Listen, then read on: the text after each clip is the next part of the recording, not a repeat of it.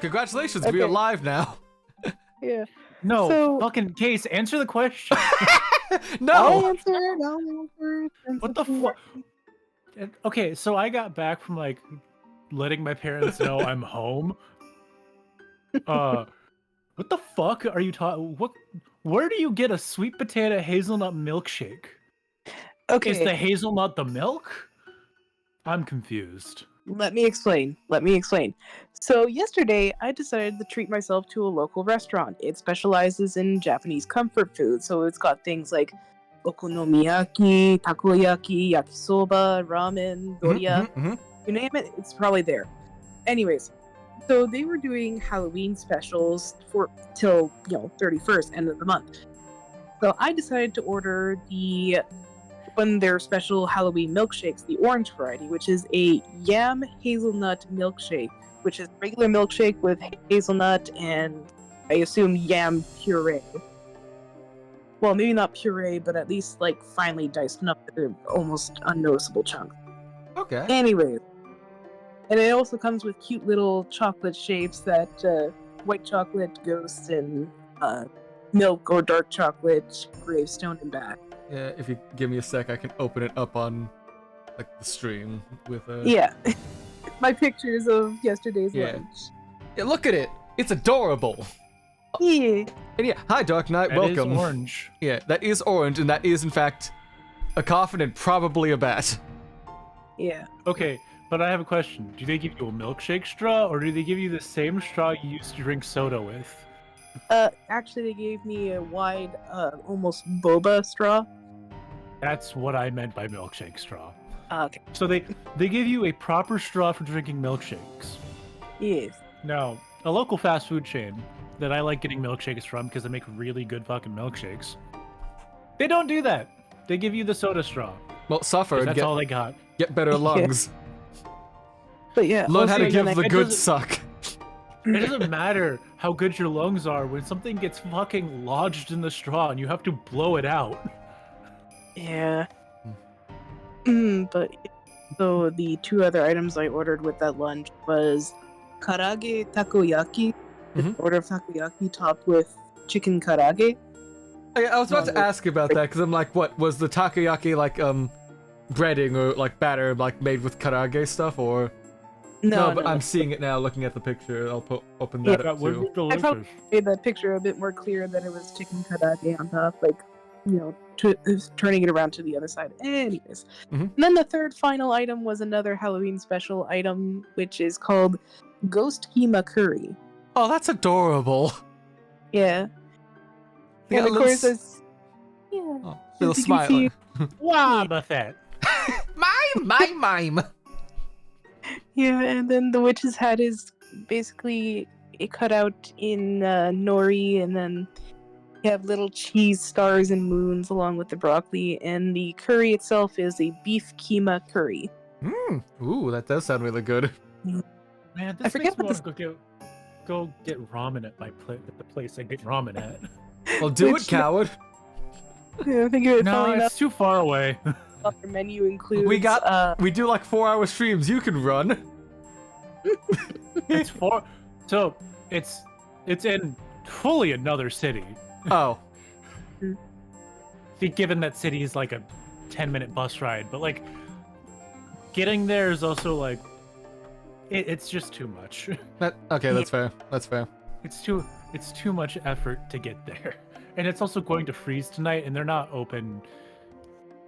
And they're only open for like another 2 hours. yeah, you probably Damn.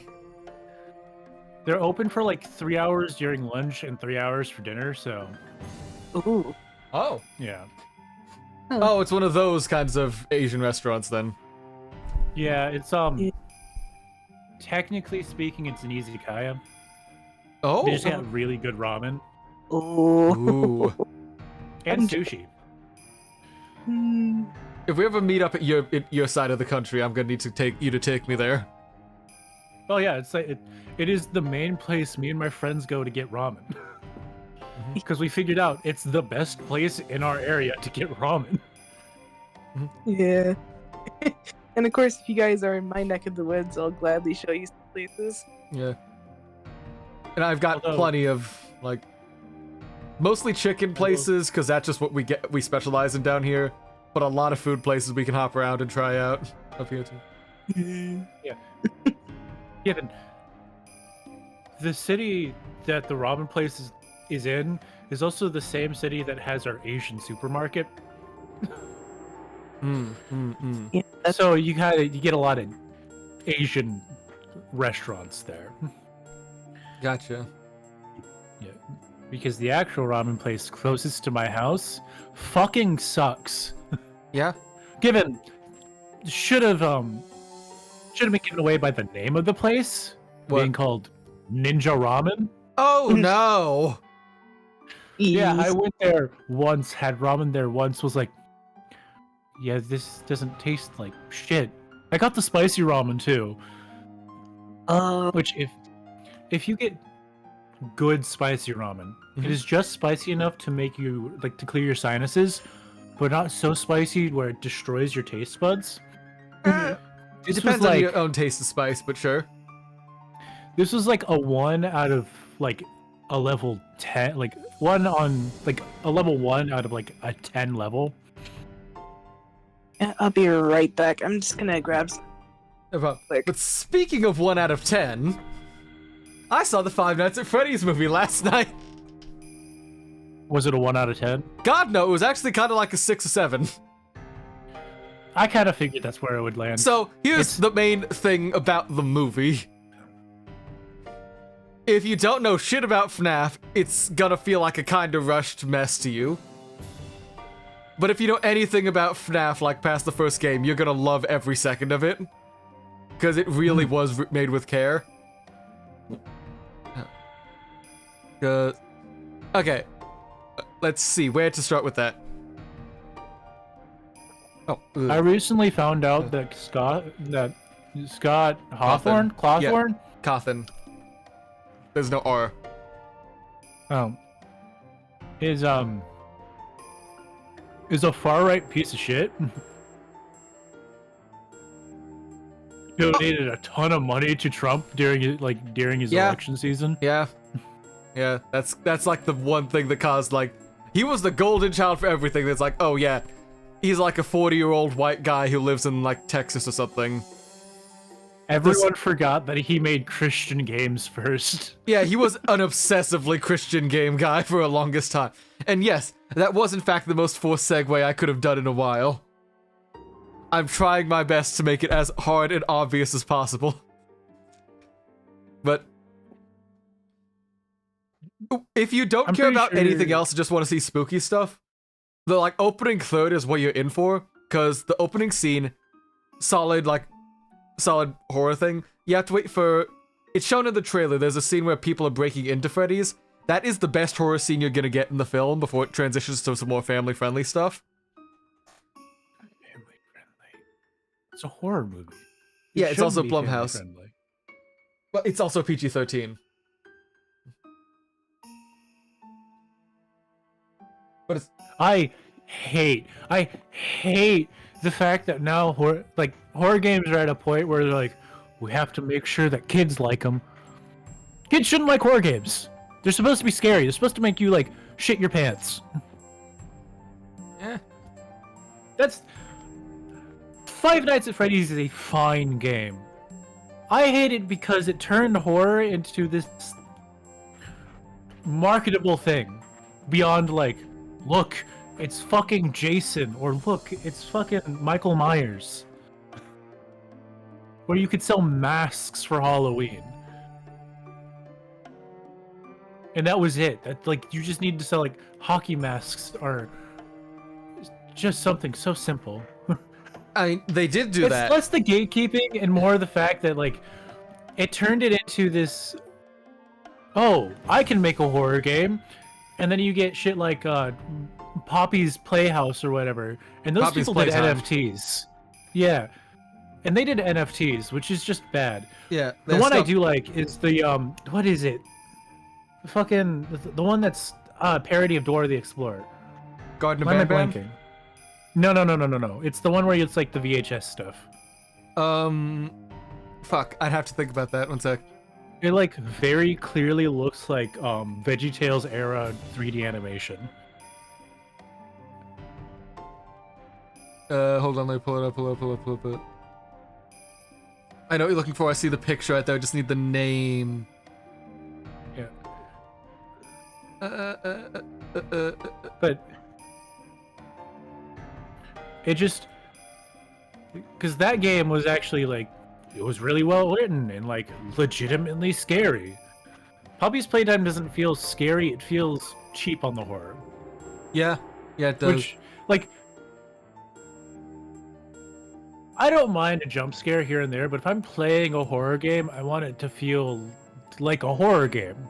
I have the same thing with movies. There's a lot of horror movies that just suck now because they're just there to make money rather than to deliver a good story. I'll agree with you on that. I don't think FNAF was like... It definitely got people to lower the bar, but that's not because FNAF was simple. It's because people thought FNAF was simple. When it's actually kind of a really well-made game. FNAF is a really well-made game. I'll give Scott last name that. Scott last name. Scott far rightist last. Yeah. Yeah, I'm not finding a good name. Scott Make America Great Again. That he did make a legitimately good game. It's the people who kept copying him afterwards. Yeah. You're always going to get copycats for things that are popular. And some of them are going to be good. Others, not so much. No. Yeah, I'm not finding the Dora game, like, esque game you were talking about, but I know what you were talking about. But yeah, you're saying, like, cheap schlock stuff wasn't made like it was in the 80s when slashers made everything very simple. All I needed was a killer that would, and some, like, a lot of blood bag money. Yeah. Like, I agree with your broad thesis. I don't agree with, like... Yeah. It's my delivery. I understand where I was starting to head with that. I'm going to stop that now. What I'm saying is, I understand marketable horror. I understand what makes it good. Freddy, Jason, Michael Myers, those are very marketable characters. Those are like, these are horror characters. They're killers. Mostly unbeatable. Freddy got beaten because everyone's like, this is a dream, you're not real. That's like the stupidest way, but like funniest you can do. I'm taking that in other ways, but go on. Sorry. But there are 8 Jason movies. I've not watched a single one of them. Are there only 8? Isn't Jason X Jason 10? No, it's when he goes to space. Oh. Okay, right. There's definitely more than 8 Friday the 13th movies. Yeah, I was like, But there's a bunch of the Halloween movies, which is where Michael Myers is from. I think there's 2 Scream movies. And then a TV show. I think there's a 3rd Scream movie. Yeah, there's a 3rd one from 2000. Yeah, it's just... But, like, there's a lot of marketable horror, and you're like, oh yeah, that's cool. And then you get some of the stuff like... what's the one? The very art house one that everyone really liked for a while? The one with the telephone. Cabin in the Woods? No. Cabin in the Woods is a horror movie, but it's also really funny. Give me more details. It came out... The Babadook? No, that's different. What is it? It's details. It's got the... So it follows like a couple of kids. It's very much like... You're not sure what's going on. The main thing is there's like this toy telephone that's kind of creepy. Like that's the main thing I remember from it. Skinamarink? Yeah, that one. The one that came out last year. Yeah. Yeah. That's what I meant. It came out recently. Okay. Yeah. But that one is a little less marketable and more like, oh, that's the direction I normally expect a horror movie that I'm going to feel scared watching. there's a different. It's more. There's a difference between having a jump scare, which is cheap and going to make me jump regardless, and like that sense of dread. Yeah, I get that. And the FNAF movie does take a few like jump scares, but for the most part, they're not the actual like monsters that scare you with the jump scares. Because what was it? In the film, the animatronics are pretty much always visible when they're about to kill you. Like they're not gonna jump scare you with it. You will see them come into shot. The only jump scares are from fucking Balloon Boy. And not even the real Balloon Boy. It's like a tiny toy figure thing they just have like in various places. They'll just cut to it, ah! And there's like, just turn the figure around and go away. You will fully see like, oh look, he's flashing the light, and then there's like, Bonnie behind him, oh no! But he doesn't notice because he's a fucking idiot. Or something.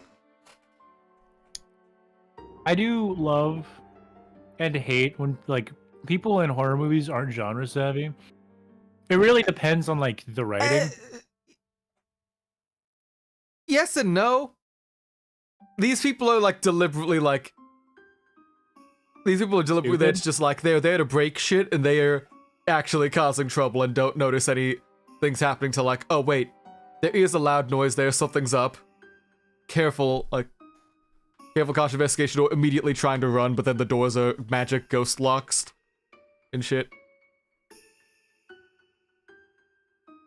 Yeah, like, you can't have everyone always be genre savvy, otherwise it just becomes like a shitty take on the... Unless you're doing some fucking bullshit homestuck metafiction shit. You get one genre savvy person in any movie and you kill them off immediately. Yeah. They're like, all right, here are the rules, and then they immediately die because the movie does not follow those rules. Mm-hmm.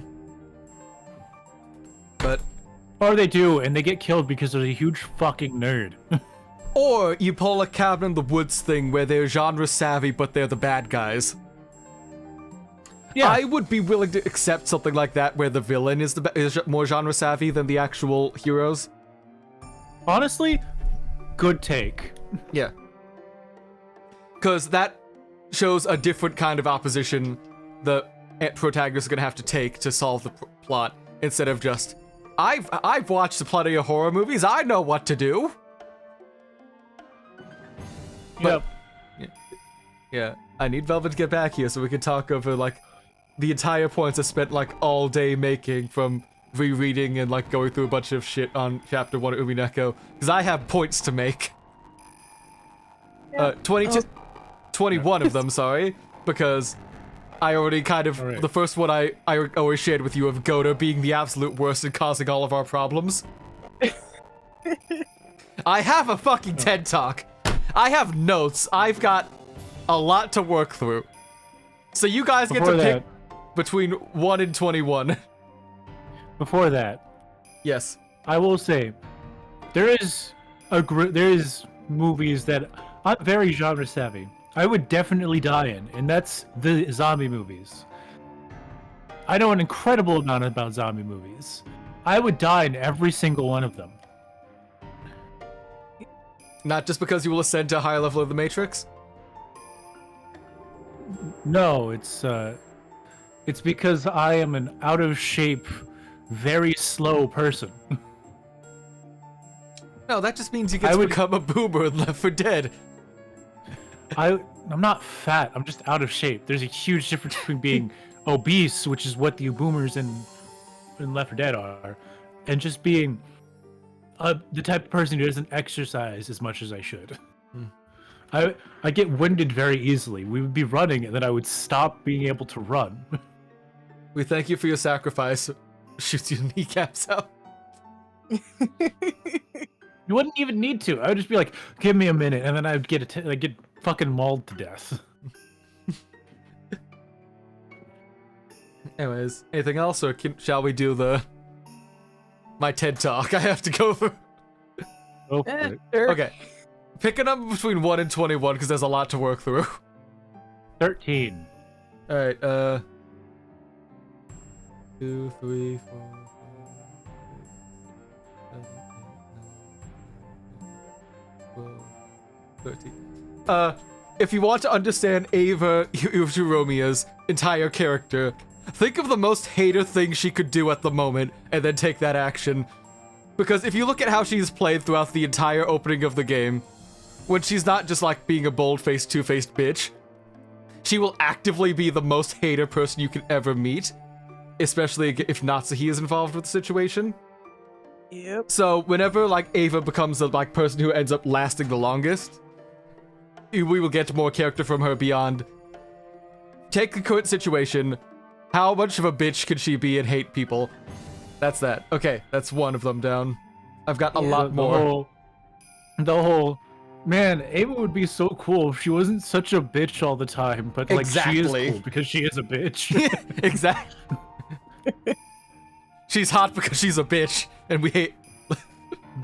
But why do you like this person? She's such a bitch. It's because she's a bitch that she's hot.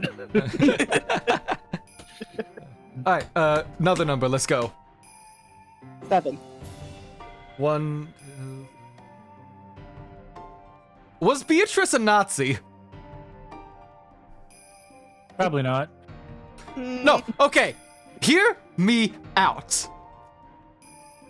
Kinzo met Beatrice sometime between the mid-1920s to like the mid to end 1940s. They were probably a person because of her Western name and her like blonde-haired appearance we see most often. She's most likely European. She came from Europe at that point in time with a large amount of gold and a bunch of occult powers and occult research and knowledge. Do I need to go Beatrice further? Is a fucking Nazi.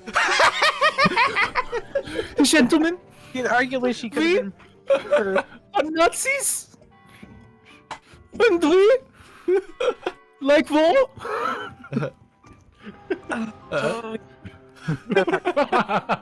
Oh, and the point immediately after that is Kinzo a Nazi? No. Oh, stop. Kinzo is an imperialist from Japan. He's not an imperialist, he's a fascist. That is the same thing. Okay, so I Slight cannot express enough how much that is the same thing back in the 40s. Oh, sorry. My elaboration on this further down. Kinzo is a Westerner in the 1920s who turned to fascism because of who he hung out with. Because he knew English before, like, the Japanese occupation by the whatever the fuck they were called, the general whatever for McCarthy and whatever. And then he managed to snuggle up with them and take a lot of their money. Possibly in which point, like, the military base that was on Rokkenjima radicalized by the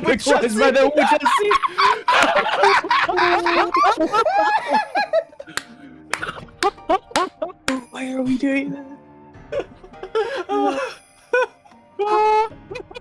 No. I like how me and Case read that at the same time, that's fucking hilarious thought, and left Velvet just be like, you guys suck. Okay. Alternatively, the other thought that's like related to Kinzo being Westerbu working with the occupying forces by the West. If that's not Nazi gold, that's American imperialist gold. Being held on what would have been a military base for some reason in the middle of an island of Japan.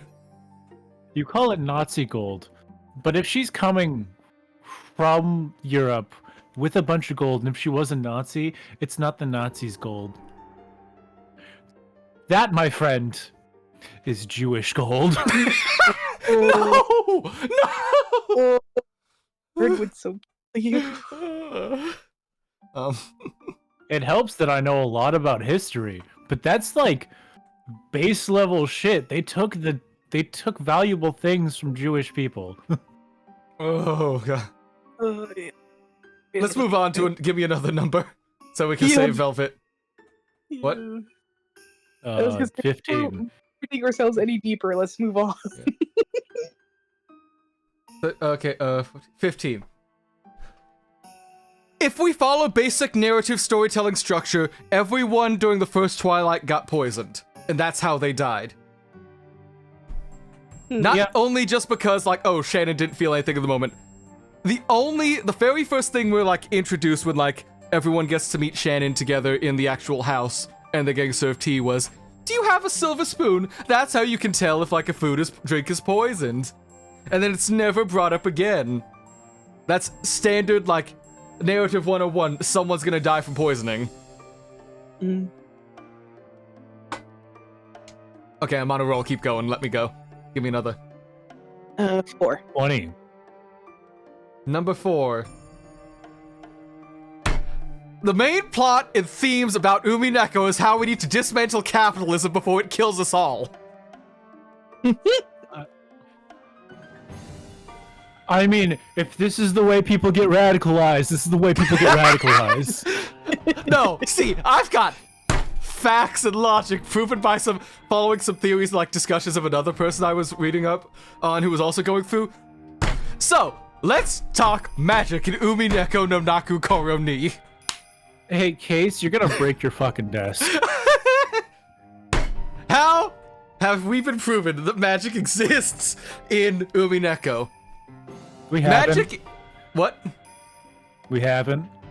No, we have. We've been told how people explain how the magic system works. Magic only works when everyone collectively believes it exists and therefore a certain outcome can happen. That is why Beatrice needs Battler to believe in her in order for her to fully come back at full power. Maybe the magic was the communism we know along the way. No. So, let's see. But, let's talk about how money works as a system in capitalist economy. Money is something that only has value because everyone collectively agrees this is something we can use as a medium of exchange, so that A can be traded for B. Or another example, magic can be cast in order to make a certain outcome come about. You use magic to make two people fall in love by taking a good exchange. So, as Malix has pointed out, magic is the fucking stock market. You need some magic bullshit, impossible odds to get some grand, glorious outcome that can only happen like once in a lifetime, whatever. And then it doesn't work anymore because everyone suddenly knows how that trick works. And collectively, the reason magic is still... What? Oftentimes made illegal. Yeah. You know the infinite money glitch that is a monopoly? Yeah. And so, the reason Battler, despite not believing in magic, therefore, it shouldn't work against him, it does because once enough people believe in the capitalistic money machine, it doesn't matter how much you promote the fact that money isn't real, it's a farce, it doesn't need anything. The capitalist money machine will chew you up and spit you out as it marches down forward further on a collective path towards endless growth and endless profit at the expense of everything. So what you're saying is... Battler is a communist. Battler's a communist. I told you, he hates his fucking, he hates his family's, like, richness. I told you before stream even started. I've got other takes, like, they're not as high as that, but that is my favorite take I've had to come with all day. I bet you, on your paper, you knew I was gonna say, so what you're saying is... My entire note, I am reading these straight. What was it? You said 20 next? Yeah, 20. 20 was Kinzo's a fascist, Westaboo, whatever. Okay, the one immediately below that. The reason the child abuse feels authentically real and disturbingly accurate is because Ryukishi was actually like a civil servant for a decade and saw this shit IRL. Holy shit. Like, before he wrote Higurashi Umineko, he was there for a decade. In Japan. That's depressing. Mm-hmm.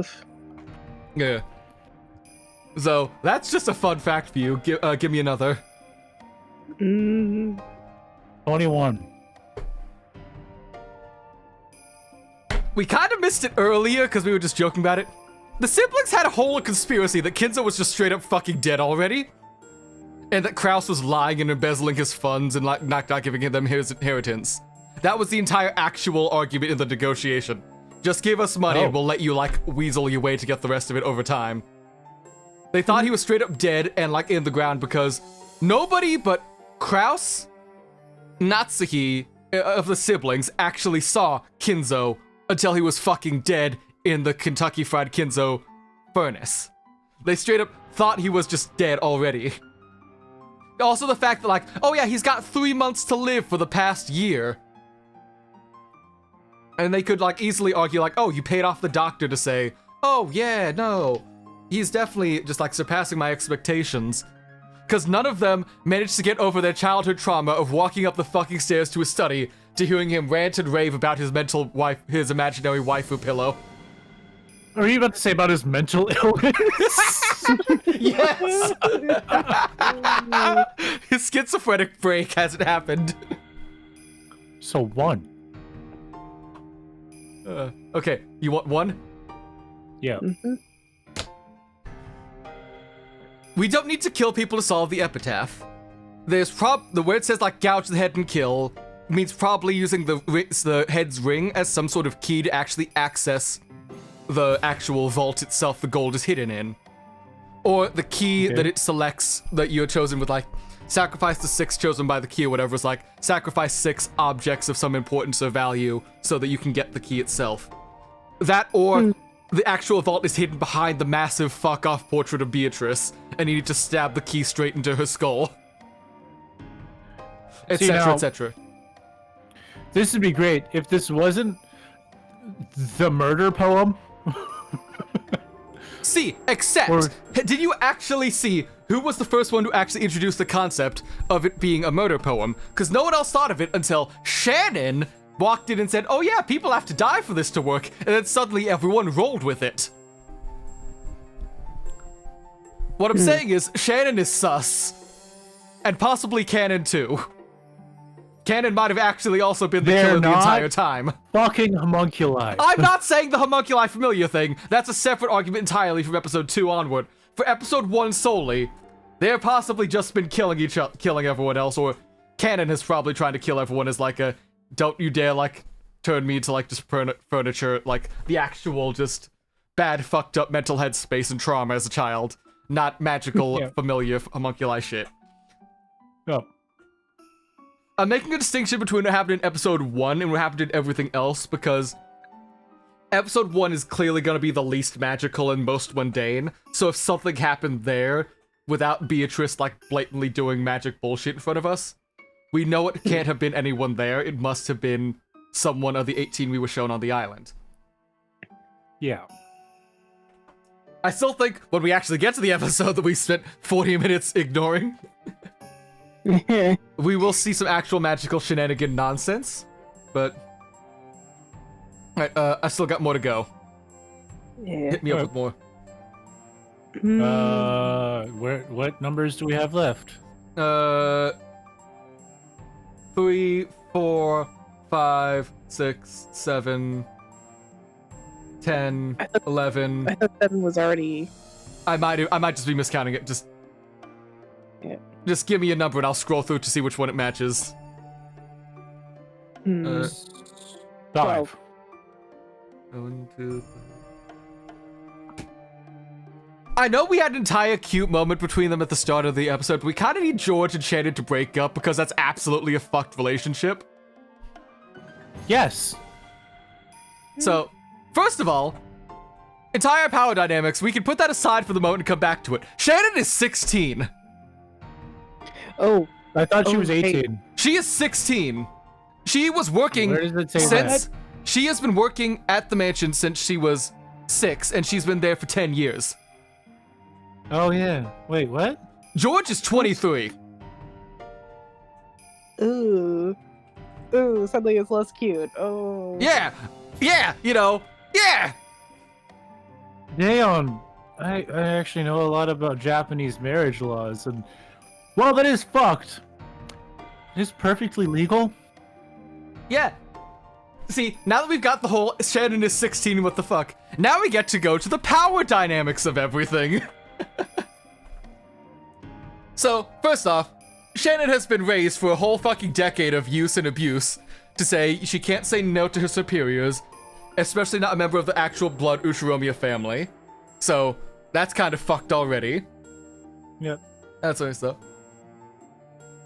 When George proposed, he said he wanted to, like, marry Sayo, but he's never actually met Sayo, Shannon's real name, because he's only ever met Shannon, the servant, for a whole decade.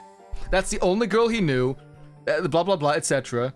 So, instead of going back into the outside world in order to meet another person he could meet as an equal, when returning to Rokkenjima and proposing, he is offering a relationship where he still gets to be in charge and have the full power over the situation, because Shannon is too, like, traumatized to say no. And also, he doesn't actually know who Sayo is because of the mask of Shannon she's been wearing for about a whole decade to keep herself safe and shit. Oof. And also, George himself, this is an entire separate piece I was going to, but I'll just jump to it now. Everyone on Rokkenjima is a two-faced little shit. You're just realizing this now? No, I'm getting to it. Is a two-faced little shit, not just from that. They've got every single person has, like, George, the adult, playing up like, ah yes, I am the adult of the kids, please let me join in, versus George is a fucking man-child redditor who doesn't actually know what he's talking about half the time. See, that's the reason he looks the way he does in the original. That's the reason why his outfit screamed incel. Fuck. What is it? Or is it Shannon and Sayo, Canon and his real name, but less like the polite servant versus, despite all my rage, I am still just furniture in a cage. His angsty emo boy. Fucking. Despite all my rage, I am still just a rat in the cage. Smashing Pumpkins. Yeah, we saw this most clearly with Natsuhi, where she jumped from like, am I really Ushiromiya? Am I really just Natsuhi, or am I Ushiromiya and Natsuhi? With her entire emotional debate right before she met Jessica and got the Scorpion charm. And it am got I reaffirmed. A man? Or am I a Muppet of a man? On that, Umineko really does say gender, am I right? Because Kinzo, during that conversation with Natsuhi, was straight up like, yeah, if you were a man, everything would have been fantastic. Like, you would have been perfect, and Kraus woman, fantastic. Everything that. There's a few Kinzo more really there. said, my son acts like a fucking woman. Yeah. There's still some more I am blanking on at the moment. I know I saw someone mention, like, hey man, what if we put Canon in a dress? Do you think that'd be good? So, like, under the assumption... Okay, that's it. Under the assumption that Canon is the killer in episode 1, he would have had to wear a dress to pretend to be Beatrice to get Maria on his side to deliver the letter. In which case, hooray, Umineko is saying gender. And there's a few more like that, but I'm not remembering the specifics on this point because it's been like, that was one of the earlier notes I took. Today on being absolutely certain that Canon's voiced by a woman. Just by looking at him for 10 seconds. Yu Kobayashi, the voice of Enkidu, and Lucina. Yeah, so I was Enkidu, really? Yeah. And Satoshi Hojo from Higurashi, and no shockers there. Yeah. let's see, Waifu from Arknights. Let's see. I don't believe you. That's a real name. Oh my Someone who's god, played my Arknights, I guy. can attest that is true. That's fucking stupid. I'm sorry. My sorry, guy. Arknights. No. You got the stupidest fucking Waifu. names. Also they were furry. Yeah, so are half of the characters from Arknights. No, but this is like full furry, not just like animal parts.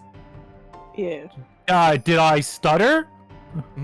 Oh, she's at least a voice for Sasha from Attack on Titan. He has the actual. Potato Girl. Potato Girl. Mahiru from Danganronpa, the other murder game. We could play Danganronpa. We absolutely It's just could. like That's a lot of voices.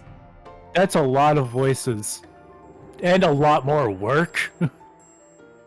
That's when we get the full cast for it. Wait, is she Agent Smith? I Up. did change. She's changed Up. it. Up. A little more. No, nope. Nope. Right there. Glasses. Down. Down. Down. You missed it. No, that's High School Fleet right here. Wrong, motherfucker. Go down. Oh, wait. I'm right. I'm watching the stream. Yeah, stream lag, my dear. Okay, that's Asterisk War. Oh, and yeah, she's Smith right there in Monster Musume. But also, you are not being helpful if you're watching, like, saying that like a minute late. It's not on our fucking about stream. Yeah, exactly. What choice does he have? Get better internet. This is not on us. No, not you, Velvet. You're doing fine. I'm talking about him. We know what your situation This is not on me. This is on you. Nah, no, this is entirely on you. She's Glasses Lady from Akame ga Kill. Yep. Mm. And Jigglypuff. Yeah, Jigglypuff. Wait, is that Jigglypuff? Yeah, that's no, that's not Wigglytuff. Jigglypuff. That's a Wigglytuff, yeah. Dan from Bakugan. God. Bakugan, that's a blast from the past. Yeah. People from Negima, I don't remember. But yeah, she's a very good voice actor. Where the hell was I going with the rest of my points? Right. Before we got like 13 minutes before we managed to make an entire hour before actually starting the game. So let's see if we can make it. Let's see, hold on. What else is there? Ryukishi's there, blah blah. Nobody else saw Kinza with the siblings, he was being dead. Goda is the worst. Beatrice is actually a spook just got made to cover up the gay romance between Kinzo and Genji. What? Because he's the only person he speaks to that close.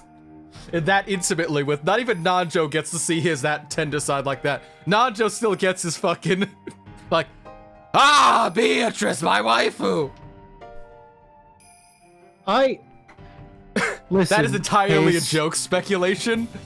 Case, if we were shippers, yes, but we're not shippers. Well, sometimes you just gotta feed the crowd. Okay, hold on, let's see what the rest of I got. Shannon 16, we covered that. Shannon George Power Dynamics. Oh yeah. The reason I'm separating like episode 1 from all the other episodes, besides like Beatrice actually appearing as a Beatrice wasn't a real witch in the run-through because she was just like a speculative meta-narrative or occult narrative being used by the actual killer to muddle everything else in that. But Kinza was also performing an actual blood magic ritual, and it kind of actually worked instead of just being dumb. So what you're saying is they accidentally made a real witch. Yeah, we accidentally made a real witch, and now we're having to deal with this. That is another speculation. Oh yeah, a toxic thing that I will never be able to unsee now. Umineko is just homestuck with murder. No. But yeah. Joke's on you, I've never read fucking Homestuck. Neither have I, but I understand what that means. It means... Yeah.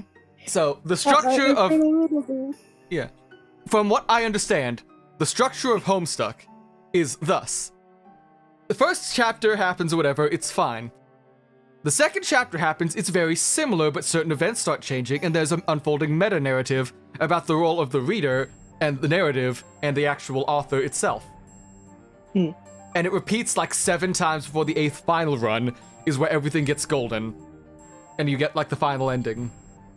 Yeah. I'm so sorry, what I'm there's saying, only 8 chapters to Homestuck?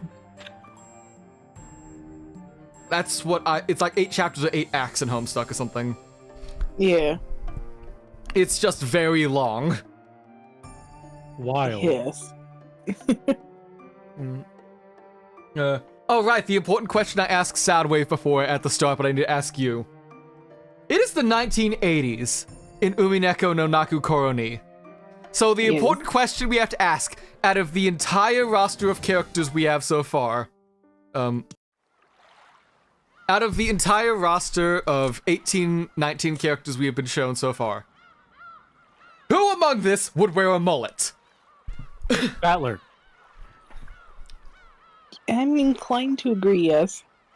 See, I'm willing to believe Jessica, I am like youthful rebellion, rock quote-unquote band, rebellion. Jessica is more likely to do that just to protest and like bitch back at her mom and dad. Battler would definitely fit, but that's also the obvious choice, so I want to go with her. Yeah. Hear me out. Battler does steroids. Okay. Powerlifters in the 80s were either bald or they had mullets. Proof, my grandfather had a fucking mullet in the 80s. That was also when he had hair. Alright, let's see what else was there. Oh, right.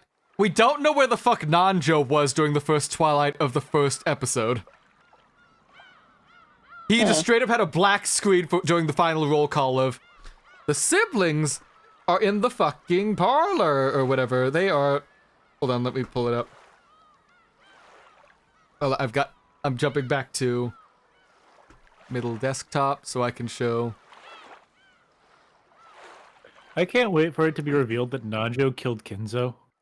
So what we have here is we've got these two. They're in the dining room alongside Kyrie and Rosa and Ava and Hideyoshi. They're all in the dining room. They're all accounted for. Shannon is in the hallway. In the hallway, like, doing her rounds. Goda is being a dick in the servant room. Genji and Kanon are in the guest house servant room. Kumasawa's supposedly in the guest house as well. We get told that's where she is. We don't have confirmation. Nanjo's a black screen. We don't know where the fuck he is. Everyone else is in the guest house and stuff, and then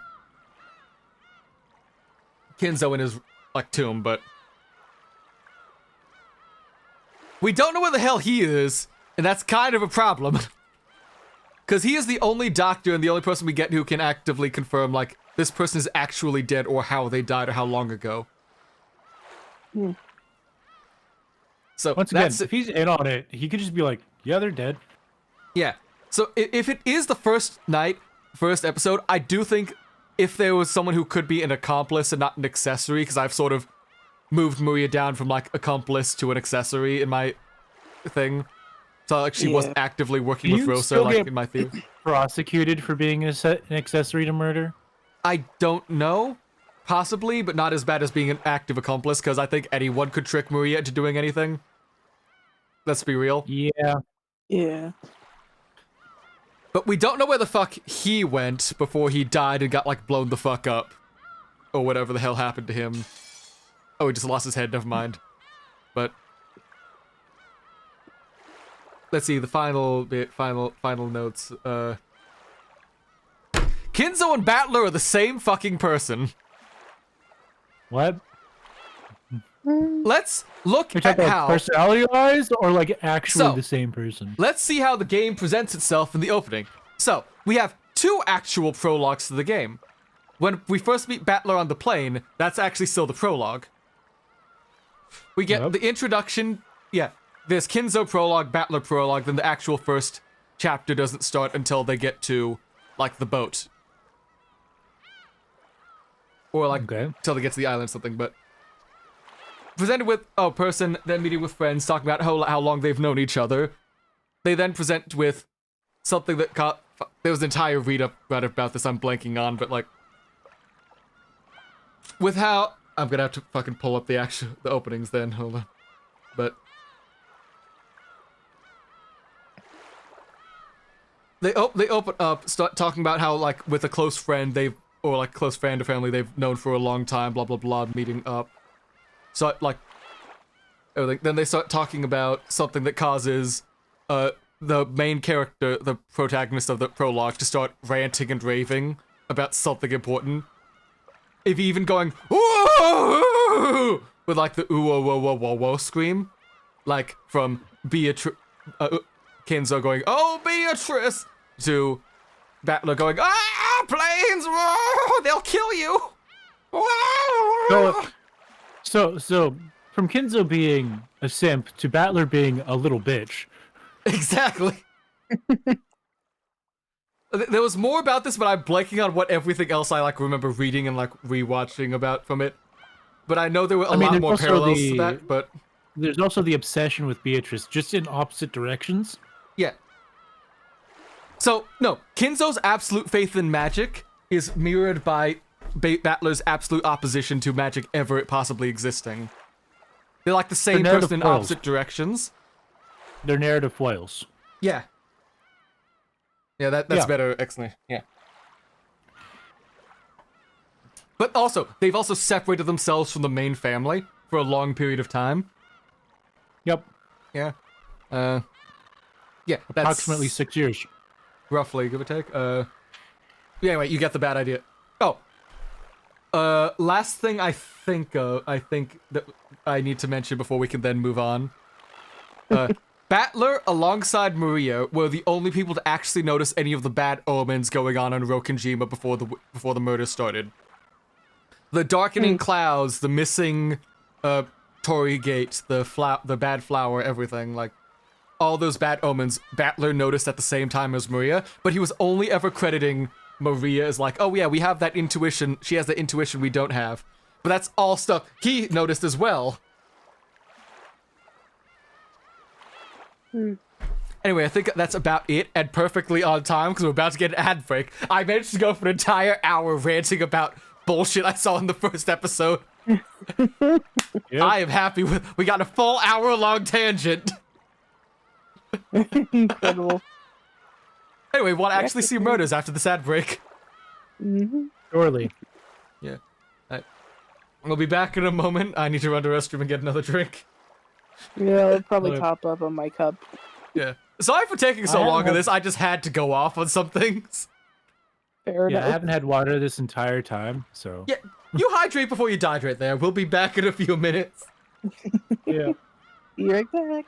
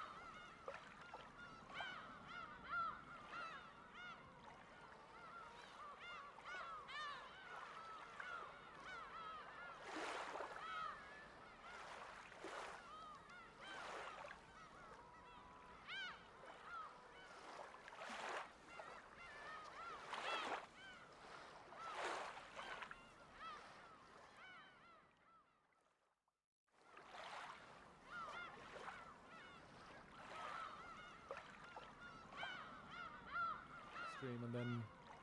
Right, we are back. While we're waiting, while we're letting the game load.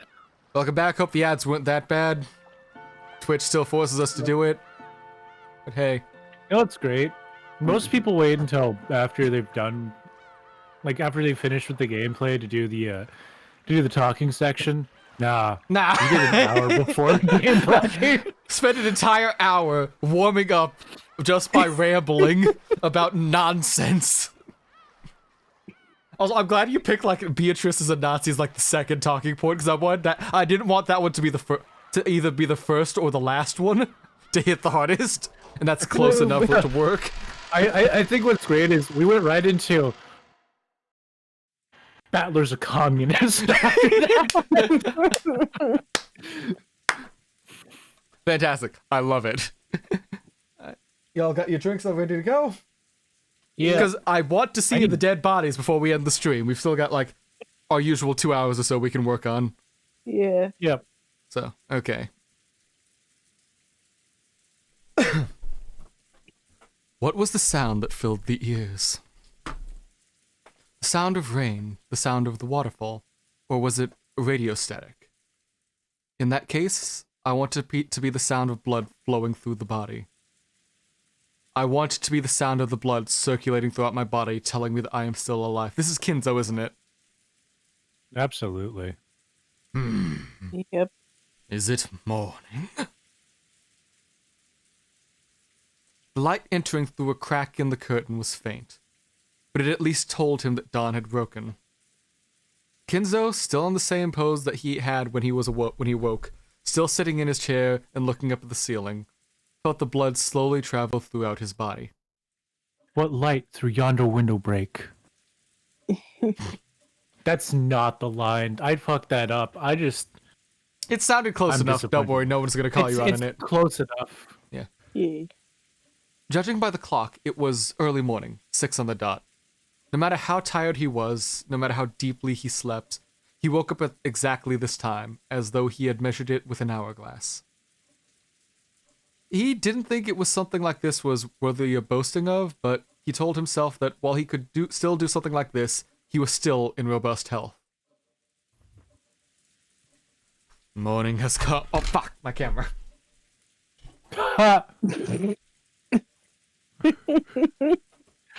Morning has come. Kinzo on a Zoom call. Morning has come, which means, it seems that I've escaped being one of the first sacrifices. Was this a result of the roulette fortunate? Or is this the fruit of my efforts? It's irritating I cannot tell the difference, but I will not say that. Kinzo was slightly driven by a temptation to look at the other side of the study door, because he thought that maybe he might find the traces of a vain struggle to break the door, made by something trying to select him as one of the first 6 sacrifices. Humans are cheap creatures. They claim to do their best and leave the rest to providence. Yet when they are given good fortune, they desire to flatter themselves that it arose not from simple luck, but from their own ability. So he wanted to check whether there was a wretched mark on the door. That is only human. Therefore, Kinzo did not check. He repressed the things he wanted to do because he was human. By that, Kinzo could immerse himself in a feeling of sufficiency, as though he had become a being that surpassed humans. He became aware of human desire and forbade it. The things that a human wanted to do, he resisted. This eccentric and rebellious sense had surely given him a rare genius, which must have allowed him to succeed in his exploits as he revived the Ushiromiya family in 1 generation. Well then, Beatrice, what are the 6 pieces you took? And what will your next move be? Entertain me. My defense is perfect. I will not shame myself like last time. Really? Buenos dias, Billy. That's not the response to thrill me. Oh, right. Yo, Baron, I can dig it! There you go. Sorry, I thought you said Billy, not thrill me. The servants woke early. They had to open the curtains, prepare breakfast, and complete various other tasks. Who voted for a servant to die? Hold on. Where's our list? I thought Goto was gonna die again. Yeah, you thought Goto was gonna die, so did Velvet. Velvet also voted Genji. We all voted Nanjo, so who's to say, but... I'll take one loss in that so I don't get, like, complete prophecy again from Apollo. Yeah. I don't need that. Yeah. They had to open the curtains, prepare breakfast, and complete various other tasks to welcome the guests to a new day. The bodies are going to be at the chapel, aren't they? Because that was a new scene, a new location they showed us. Yep. And... wait a minute. Yeah, the chapter was named Halloween, too. Oh god, they're going to be filled with candy. They're going to be like the Halloween buckets, like stuffed with it and killed. Like some fucked up saw trap. I know I just said I didn't want to prophecy, but I just immediately started speculating again. I hate myself that I don't stop, but I immediately know I should. I know I want to stop this, but I just keep speaking. They had to open. I sure do love cherry candy, I say as I grab a glob of viscera and eat it. Mmm, cherry. Visibly covered in blood. They had to open the curtains, prepare breakfast, and complete various other tasks to welcome the guests to a new day. Goto was the most enthusiastic. Well, that's one off. Well, time to mark them off as a big fat egg. X. I needed you to die so I would have less. You know, fuck you. He's going to survive until the very end. Well, not... I think he's going to be part of the last murders until the very end. Like, the ones right before, like, Battler finally has to face down Beatrice again and say, okay, here's your final speculation. Woo woo woo. Fuck you, that's my new speculation and prophecy. He had been told to concentrate his efforts, in particular, on his work as a chef for the duration of the family conference. And he had been specially exempted from several tasks that servants normally must do. It seemed that Goto, who was a show-off, had a particular feeling of supremacy about that. He left the preparations of the inside of the mansion to Genji and the rest, and worked on preparing breakfast in the kitchen. Genji split... running. Oh, that's a... Yeah, Genji's alive, so that's a X there. Genji split the work with Shannon and Kanon as they carried out various tasks. They're both alive. Shannon headed to the dining hall and knocked. Don't think anyone voted for any of them. Nope. Last year, the family conference had continued into the small hours of the night. It wouldn't have been odd for this year's conference to continue all the way into next morning. So she had knocked out of consideration for the possibility that they were still having a discussion inside. But there was no response. So she opened the door and said good morning.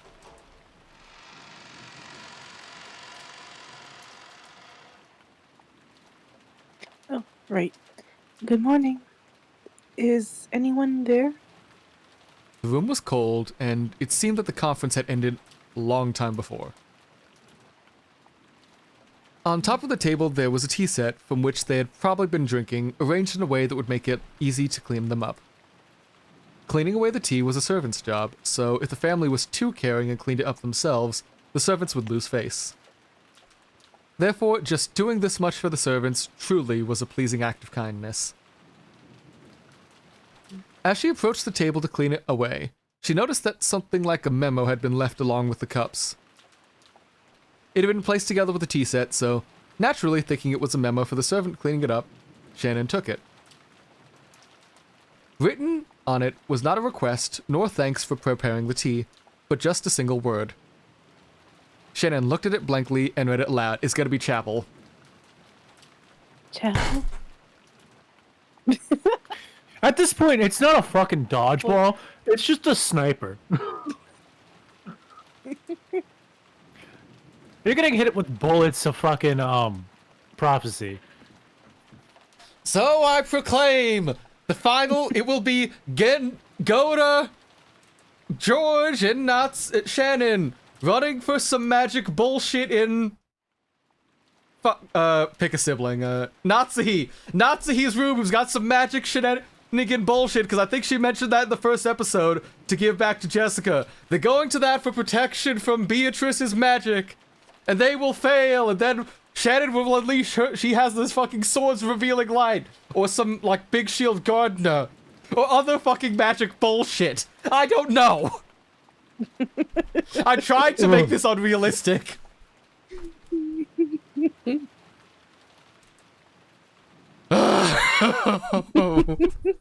And then Canon comes the mech.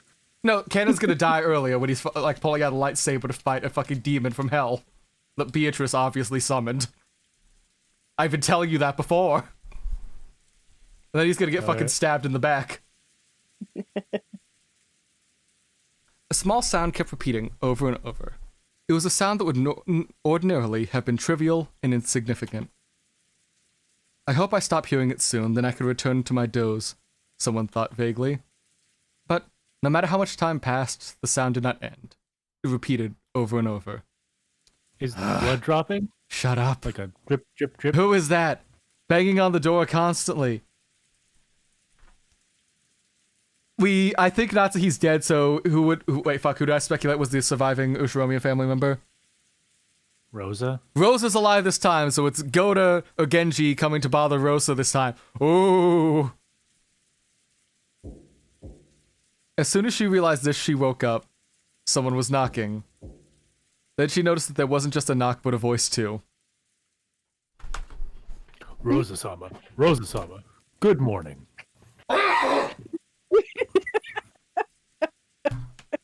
I hate this fucking stupid goddamn sound novel.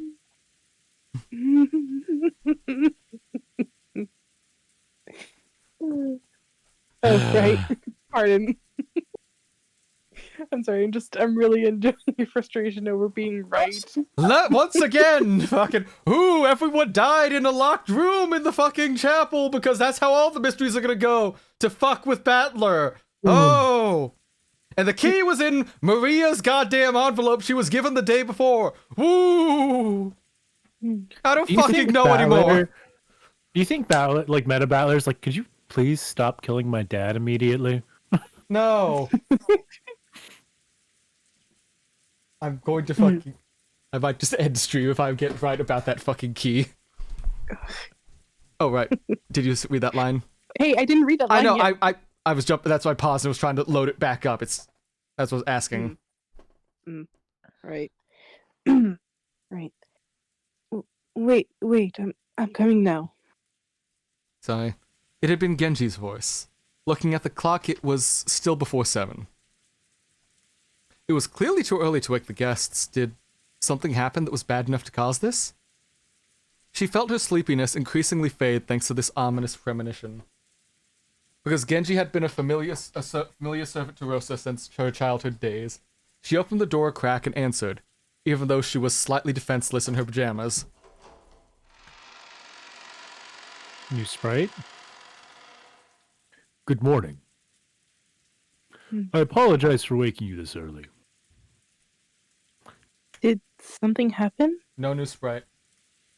Damn. Yes, actually, at the chapel. Motherfucker! Oh no, not the one word that was on there. I know, I'm saying it again because for emphasis. Uh-huh. Yeah. I'm just getting upset at what I have predicted, what's already been shown, and what's not. I'm just defaulting to it now. Oh no, not the narrative structure. Not the narrative following the exact thing it would have done anyways. No, shut up. I forgot I overreacted to that because my throat's already hurting from that before. There's so much stuff I know I've guessed at some point and I don't remember anymore. The only one I'm holding on to for sure is they're like familiar, fucking Canon or Shannon and Genji are like familiar homunculi bullshit. I will hold on to that till the day I die. Or the day they die.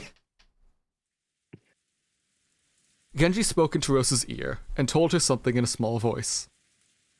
It seemed Rosa couldn't understand what she was being told after only hearing it once, and after hearing the words repeated back at him several times, she finally realized that, apparently, something strange happened.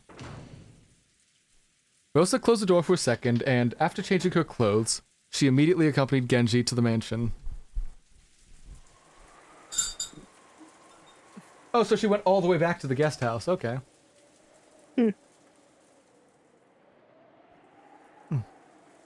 The chapel requires some explanation. It wasn't in the mansion, but in a grove behind the mansion, which could be reached after a short walk. It had been built at the same time that the mansion had been constructed on Rokkenjima. So, while its outside walls had been repaired many times, making it look new from the outside, it was a very old building. Rosa and Genji dashed through the rain together. Just like the previous night, the rain was falling in earnest.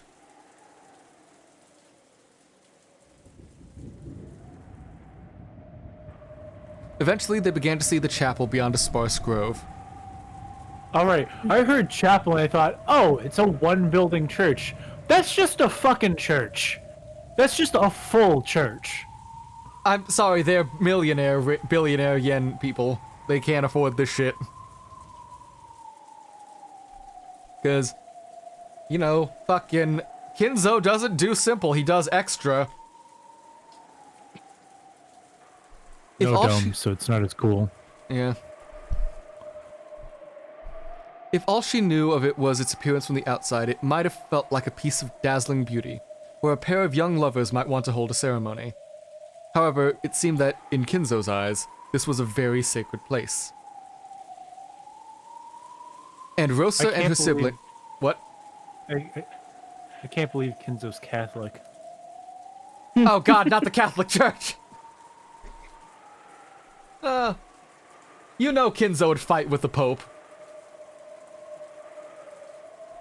Like, no holds barred, just like walk up. He didn't, like we said, he just walked up and bought out the entire Vatican. And Rosa and her siblings had been harshly told not to approach it unnecessarily. So even at this age, and no matter what the reason for it, she felt some guilt in approaching the chapel, and was gripped by the fear that this would surely make her father so angry he would slap her across the face. Trauma! Generational abuse! Really? The servant silhouettes could be seen in the front entrance to the chapel. Goda, Shannon, and Cannon. Which meant all of the servants on the morning shift had gathered. A short while ago, Rosa had been told the nature of the situation verbally by Genji. However, without laying eyes on it directly, she really hadn't been able to understand. Probably all of the servants gathered there were the same. Without seeing it with their own eyes, they couldn't understand what was going on. Murder! Because on the door that was the entrance to the chapel, drawn very large with a creepy, sticky, paint-like substance that made one think of blood, was something like a creepy magic circle. Okay, so they're reusing the same magic circles then. Uh-huh. Okay.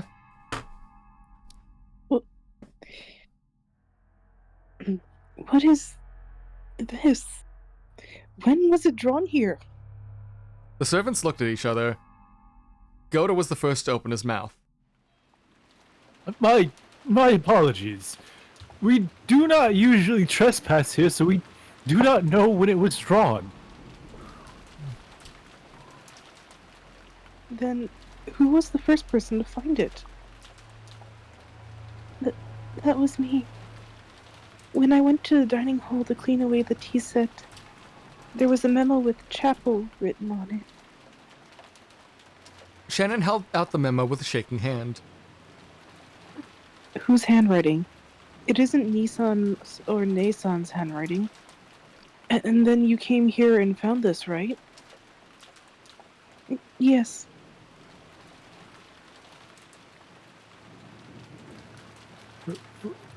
Rosa-sama, look at this.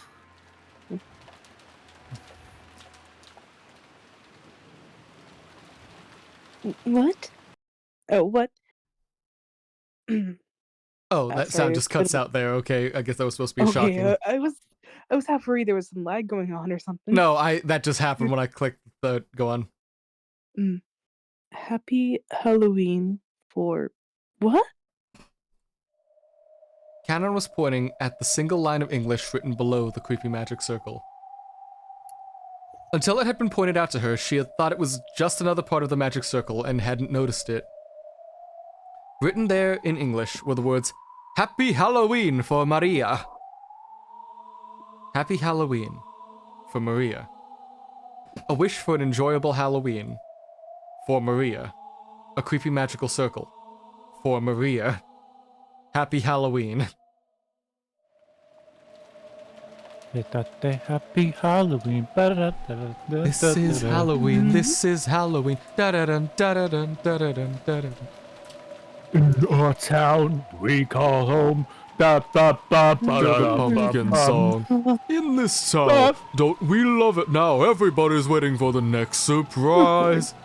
In this town, everybody screams. Everybody screams for Halloween. Miss And then that's... Yep. Yeah, good job. Good job, team. The only person That's who about said... as much as we can do. Yeah.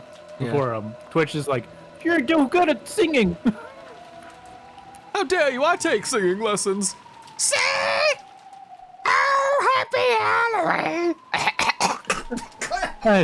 Happy Halloween. Ba-da-da-da-da-ba-ba-da. Not mind me just dying. Toad voice is hard. Yeah. The only person who said the words Happy Halloween to Maria yesterday. The symbols matched. The Golden Witch. Beatrice. What about Maria? That kid should be sleeping with her cousins, right? Did you check? My apologies. We just now realized that Maria's name was written here. We still have not checked. I shall... What are you doing? I'll go check on Maria and come back. Also, please inform... You're a bit muffled. Hmm? Are you kidding me? What are you doing? I'll go check on Maria and come back. Also, inform Kraus, Nissan, and the rest. Receive their instructions on how to proceed. After saying that much, Rosa finally noticed that something was out of place. Her own rank within the family conference was the lowest of the 4 siblings. In an abnormal situation like this, why had she been the only one called when the other siblings hadn't? Even if Maria's name had popped up. Don't tell me... Huh? What? Yes, we tried to contact Kraus-sama. We could not find him. How do you lose a man? And Madam was not in her room. Judging by the condition of the sheets, she may not have returned to her bed at all last night. Gosh, so she didn't have the magic charm protection because they didn't go to the beach this time. So she was able to get killed. Rosa felt something creepy crawling slowly up her back. Do you feel the weight of your sins crawling up your back? Did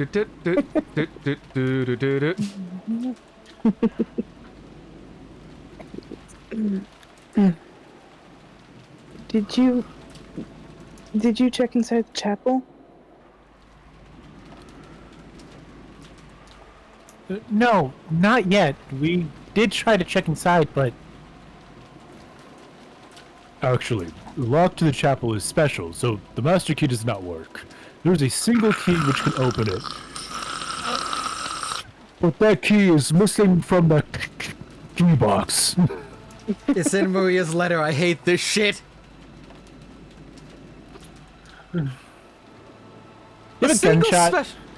A single special key that can't be found. Oh, but Maria was handed the letter says you will open it only when it's necessary. Don't worry. Ooh. So that way she can prove, oh yes, the door was definitely locked the entire time and that's how people died. But surprise, surprise, it might have been unlocked earlier beforehand. Or Beatrice like fucking metal, like, was it a Mission Impossible her way in, stole the key out, used it, put it back in and resealed the letter with that head's ring she's got. Alternatively, fucking lockpicked it.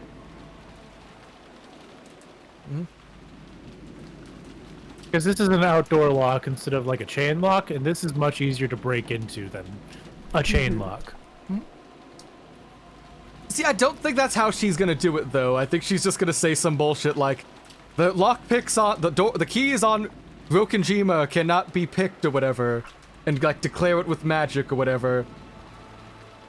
I can give you 2 channels that can prove that any lock can be picked. She didn't want to get any closer to the door with a creepy magic circle if she could help it. Rosa readied herself and approached, and tried pushing and pulling the knob. All she felt was the resistance of the sturdy lock. We searched to see whether there was a window through which we could enter, but I think in order to check inside, we'd have to break one of the windows. What do you think? There's no way I can give you pardon me. There's no way I can give you approval to do that. It's Father's precious chapel. I can't do something like that.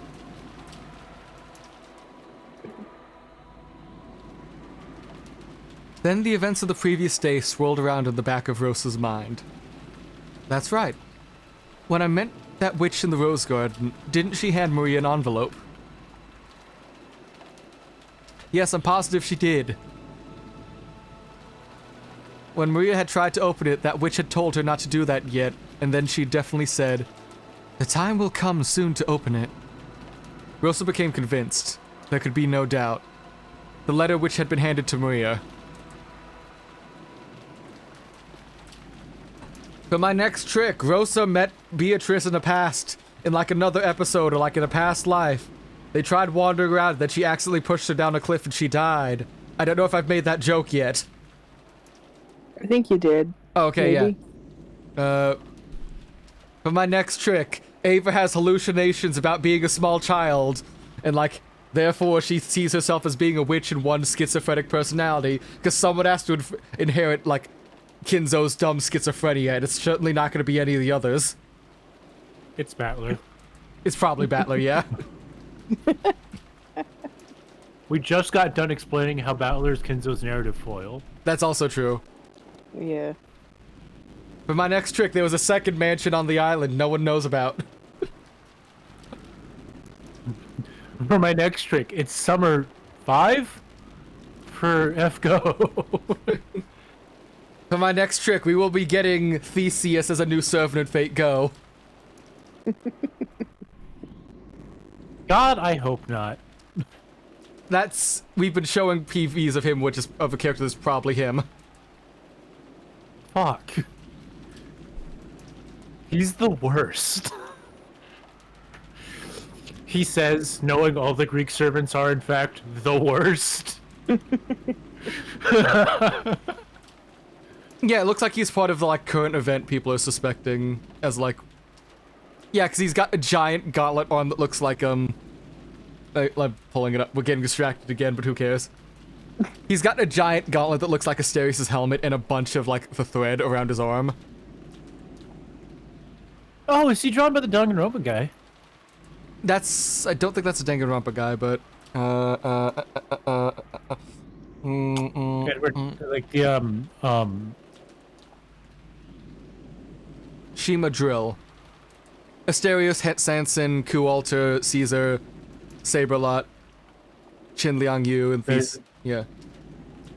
Illustrator for Red Dragon, whatever the fuck that is.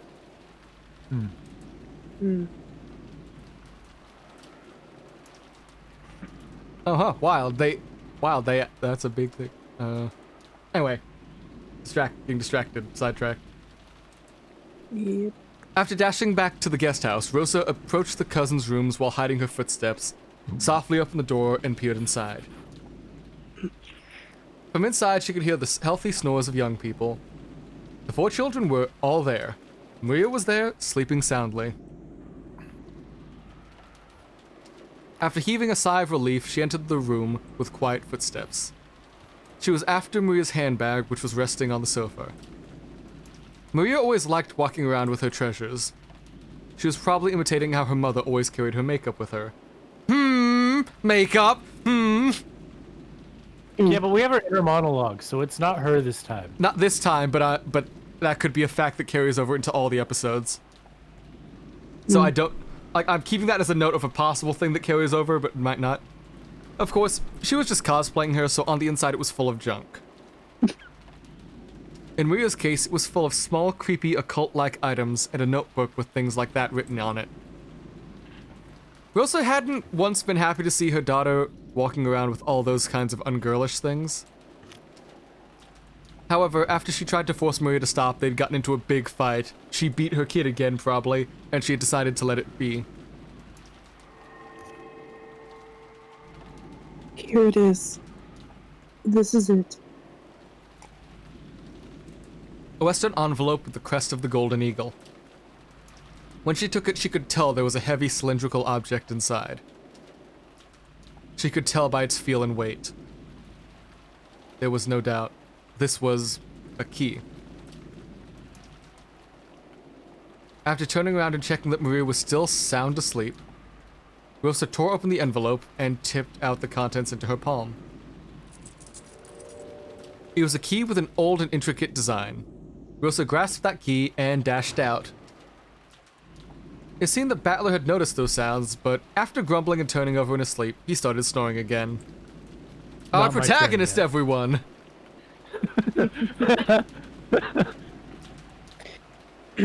Genji-san, could this key be the key to the chapel? Where did you... Yes, this is the key to the chapel. Rosa approached the creepy magic circle once again, and put the key in the keyhole. There was a strong resistance. After it resisted for a short while, it stopped that resistance with a clunk. Then, squeaking with a noise that hurt one's ears, it slowly began to open.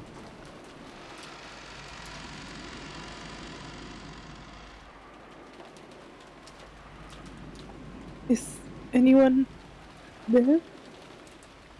Her voice reverberated through the massive room. Of course, there was no answer.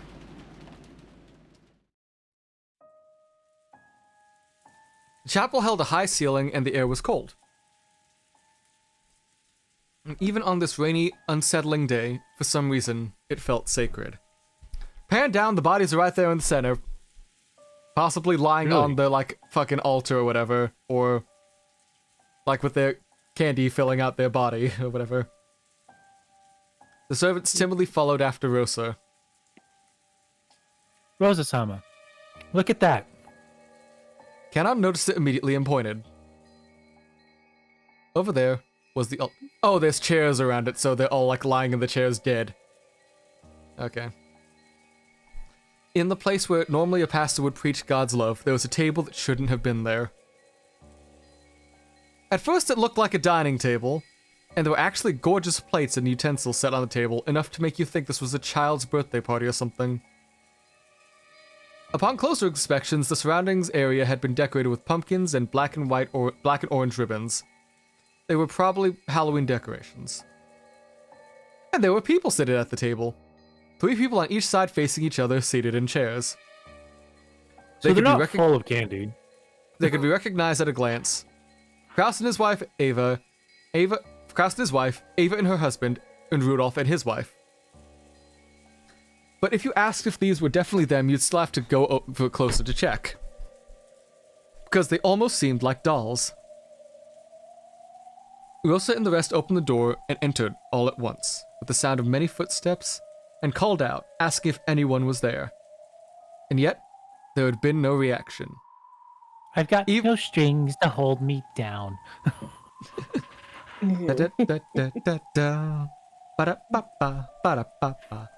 No strings on me. Even assuming they had literally been years since I watched Pinocchio. I haven't seen it since like 2012 at least. Even assuming they had chosen to ignore... Oh right, that was another fact I remember mentioning, just like as a side. Kraus is a Disney adult. He absolutely is, and that's fantastic. That's the funniest thing. It's like, stop. Oh yeah, they're lying dead over there, but hold on. Let's talk about how Kraus goes to Disney World as an adult alone to ride the rides. Because you think he takes Natsuki or Jessica? Nah. It's absolutely the funniest thing about him. What would you think his favorite Disney movie would be? Because this is like 86, so remember that. Fuck. I can tell you what his favorite Disney show is. Yeah? DuckTales. Woo! I really like Scrooge McDuck. He really speaks to me.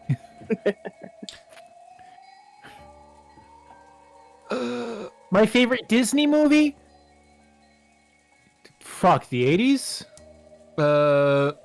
86 specifically. Before Flight of the Navigator and Grace Mouse Detective, anything before then. Go on. Fox and the Hound is a big one. I really like 101 Dalmatians. I really connect with Cruella de Vil.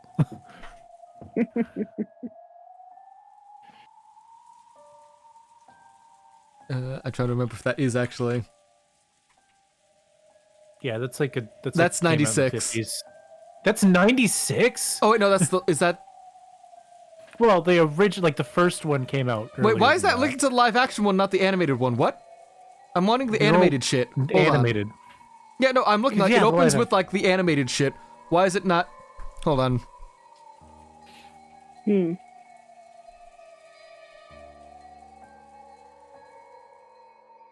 Because 101 Dalmatians feels very Silver Age Disney. That's 61. Okay, for some reason it wasn't listed properly on this thing, or it was just spelled differently. I don't think Little Mermaid's out yet. No, it's not. That's a Renaissance. And Aladdin's also Renaissance, and I think Aladdin would be his favorite. Well, his daughter likes Toho. I really like Aladdin. Of course. And Toho's like 20 years down the line. Yeah. Well, like 10 is like it started in the 90s. Ish. Toho gets good 20 years down the line. Okay, but it was started on like the PC 98 in 97, so. Anyway. Yeah. And yet, there had been no reaction. Even assuming they had chosen to ignore them, normally you'd expect there to be some kind of reaction. And there hadn't even been that. So at first it felt like someone had set down some dolls that look a lot like them. By now it wasn't just Rosa. Shannon and Cannon, and even Goda. They were all fighting frantically against the rising creepy emotion tightly grasping at their hearts.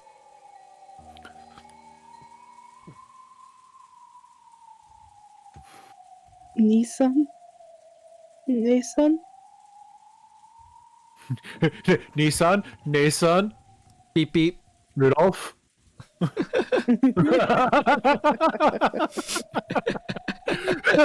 like the disrespect. Yeah. As she climbed up the altar, she called out again, but still, the others gave no reaction. That's because they're fucking stuffed. Like Thanksgiving turkey, but with candy. Yes, by now Rosa had accepted it. They were not dolls. She'd accepted that they were those very people. This is...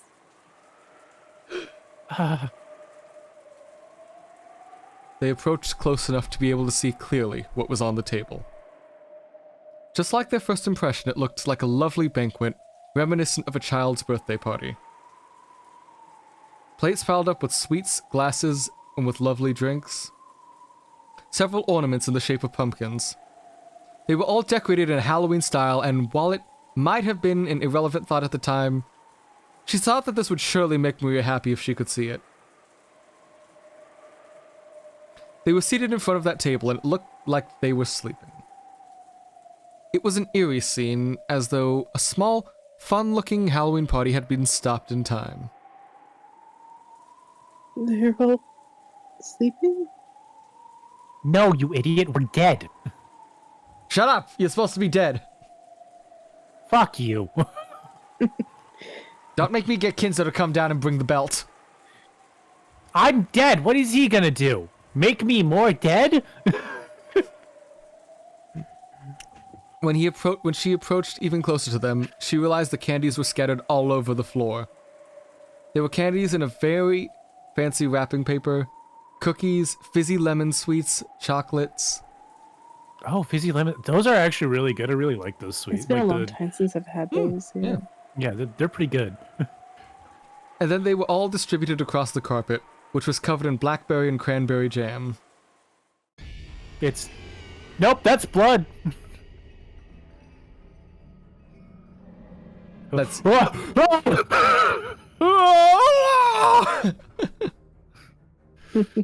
Rosa and the rest finally realized what the situation was. Wait, can I redo that? Just like a very like high-pitched, not what you would expect from Go to Scream. Was it the R2D2 robot scream?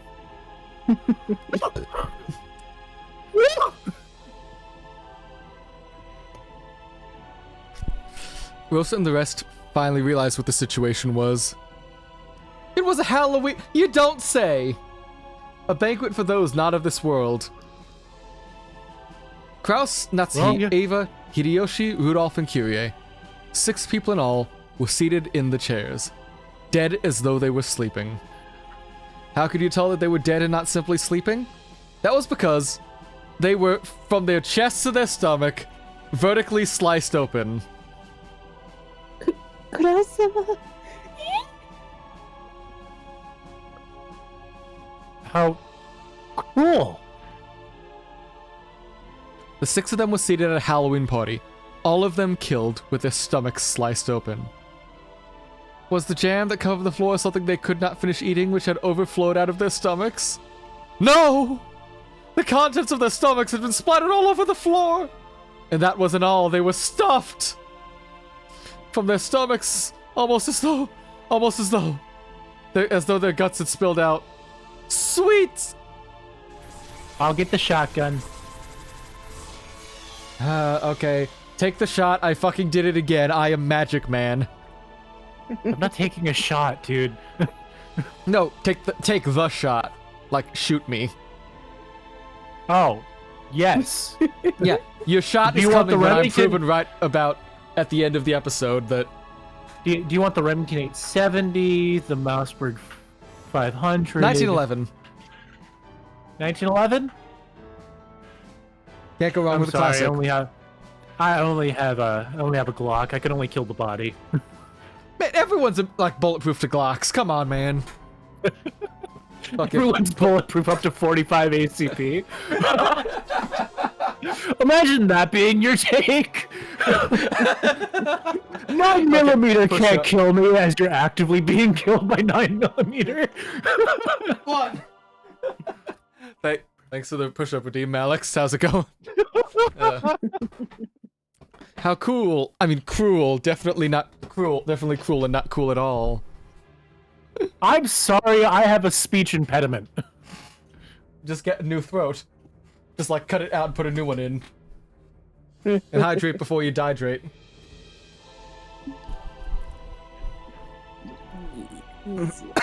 See, if the speech impediment was in my throat, that would be like an easy fix. It's in my mouth. My mouth is set weird, so I have a hard time saying words like cruel. With like the RU sound. Candies You should and hear cookie. Yeah, you should hear me say rural. Okay, you said the word rule. Now what else? Rural. RURAL. Okay. Know what you're trying to compare it to? The word rural. RULE. Rural. Psycho servant guy saying it, not you, dipshit. Oh. But, you know, Canon, the guy who probably was like the second most sus guy to kill everyone before he faked his own death alongside Nanjo's Ah! How cool! I mean, cruel! Candies and cookies Fizzy lemon sweets and chocolates had spilled out, stained with blood, and had scattered across the floor. What could have happened to cause this? It was almost as though the insides of their stomachs had been stuffed full with sweets, and then when their stomachs had been cut, it had all flowed out. So you know you had makeup imagery last time? I Yeah. think this time we're gonna have a lot of sweets imagery. Possibly. We also remembered a gross-out meal, a turkey that had been served at her own birthday when she was a young girl. When she had put the knife in, from the inside, her very favorite, but because no one had told her about it all, bright red, ketchup omelet rice had poured out like a blood-stained maggots. What dripping, slimy, pulpy, sticky.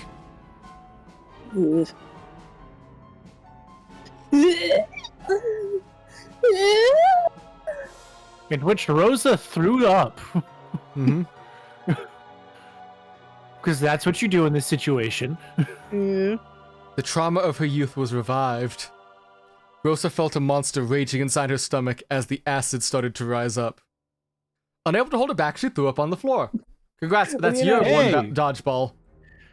Well, yeah, because I read that, I was like, that's throwing up sounds. Yep.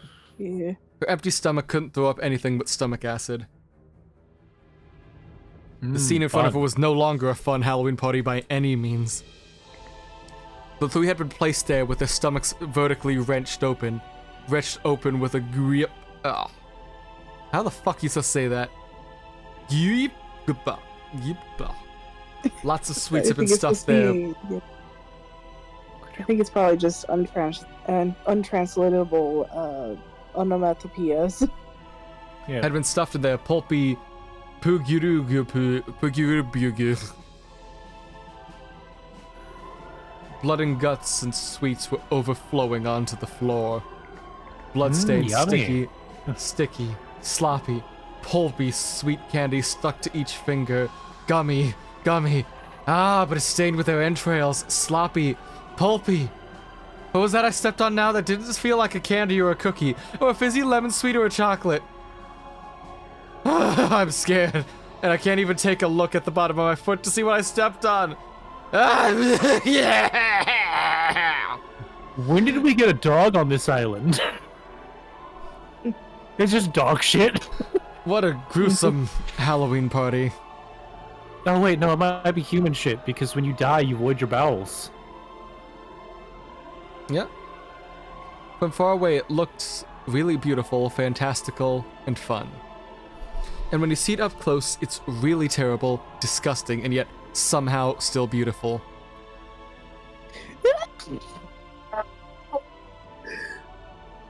Man, Velvet went hard because she peaked her mic.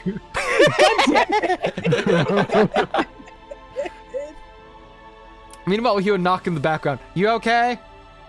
No, thankfully I kept it quiet enough. And besides, there's a football game going on downstairs anyways. Your parents Rosa's watch more football than mine. Rosa's wild thoughts tried as best they could to escape her throat with a loud voice that was neither a scream nor a roar. It was a scroar. Cross summer. This is horrible. Just horrible. Ambulance. Police. That's right. The police. Police. Go to. How the fuck are you supposed to get an ambulance on an island that doesn't already have one? A boat. They have boat ambulances on, like, coastal sides. I guess. True.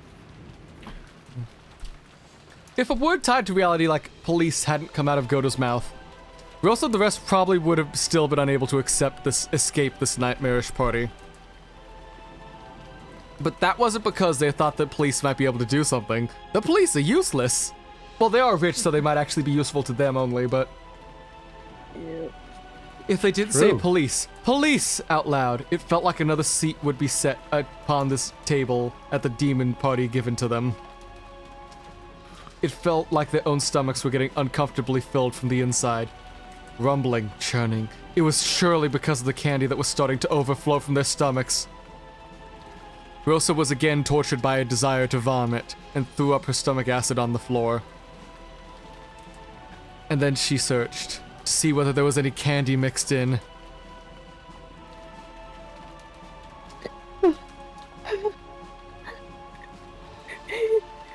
Wait. What's rough is I ate candy like throughout like the beginning of this. So what we're hearing is you're gonna be the second Twilight. No, what we're hearing is I had a lot of like mini crunch bars. Mm-hmm. And these Kool-Aid taffies that are hard as a rock. Okay. Rosa coughed violently again and violently spat up the stomach acid that burned her throat onto the floor. She realized that by now her whole body had become covered in filthy sweat. Genji-san, Kanon-chan, please ask father for instructions. Oda-san, go together with Kanon-kun and call the police. Then have Dr. Nanjo come here and... Have Nanjo come here and what? It was way too late for medical care. Can you imagine Nanjo comes in? Yes, they're dead. Shit's fucked, yo. They're very clearly fucking dead. The servants accepted their orders and dashed outside. After watching them leave, Rosa once again fixedly cast her eyes upon her siblings, who had been through life's joys and sorrows with her and their partners. Even though there could be nothing more than tragic. For some reason, the fantastical deaths tempted her to describe them as beautiful.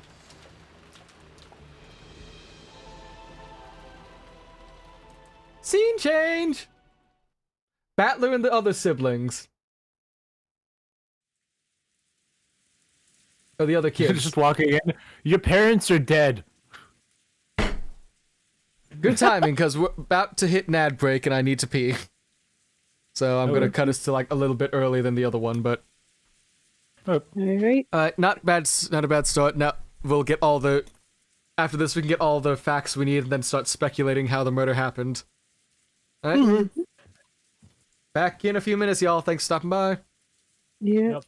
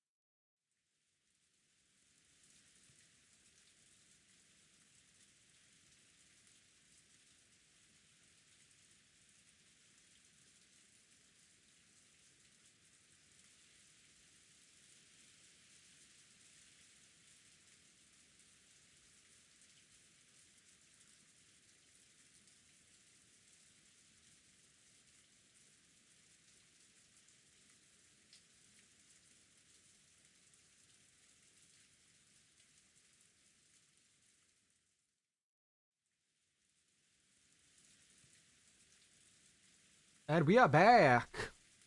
Hello. Goodbye. This is now the end of the stream. Thank you for stopping by. Nope, here we go. Oh, right. They're not here.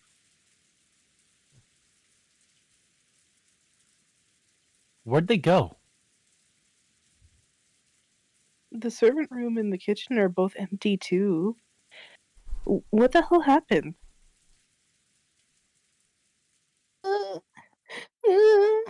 Mama, where are you? My letter I got from Dito. Give it back. Wow. Look at what you did, Goda. You made a child cry. I like how we're blaming Goda for this. Absolutely. Now that I know Goda fucking took her flower and like used it for the dessert, we can absolutely blame everything that happened as a result of Maria going to the garden to look for it on Goda. He is directly implicated in this, and I will never like let him live it down, so long as he remains alive. Rip. Yeah, rip Bozo, am I right? That indeed. Perplexing. Battlerkun, are you sure it was Auntie Rosa? Well, I was half asleep, so I'm not too confident. But I get the feeling that at dawn, Auntie Rosa came in and fished around in Maria's handbag. I was just half asleep and assumed there was a tube of toothpaste or something in Maria's handbag. Why would there be a tube of toothpaste in Maria's handbag? I'd bet my ass you dreamed the whole thing. Well, there's not much ass there, so you shouldn't bet that. Yeah, Battler's got the flattest ass out of all of them. Okay, Umineko ass tier list. Let's begin. Okay. Jessica said, I bet my ass, so... That was me making fun of Jessica. Ah, okay.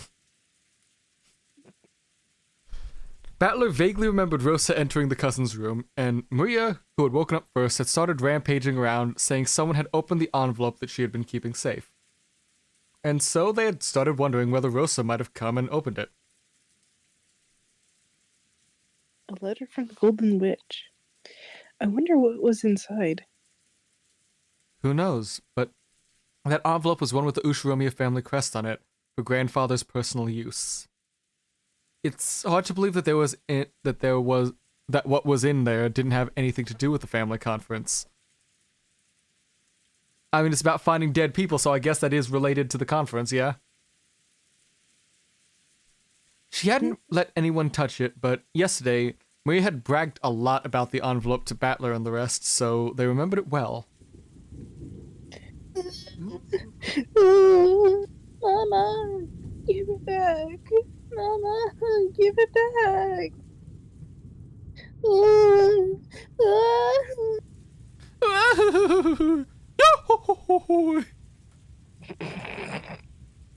Oh, right, before we get to that, I was wrong. We were all wrong about Nanjo being dead. Yep.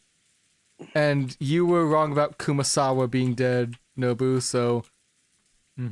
Final score is, with Kraus, Rudolph, and Natsuhi, Oden had 3 correct, right?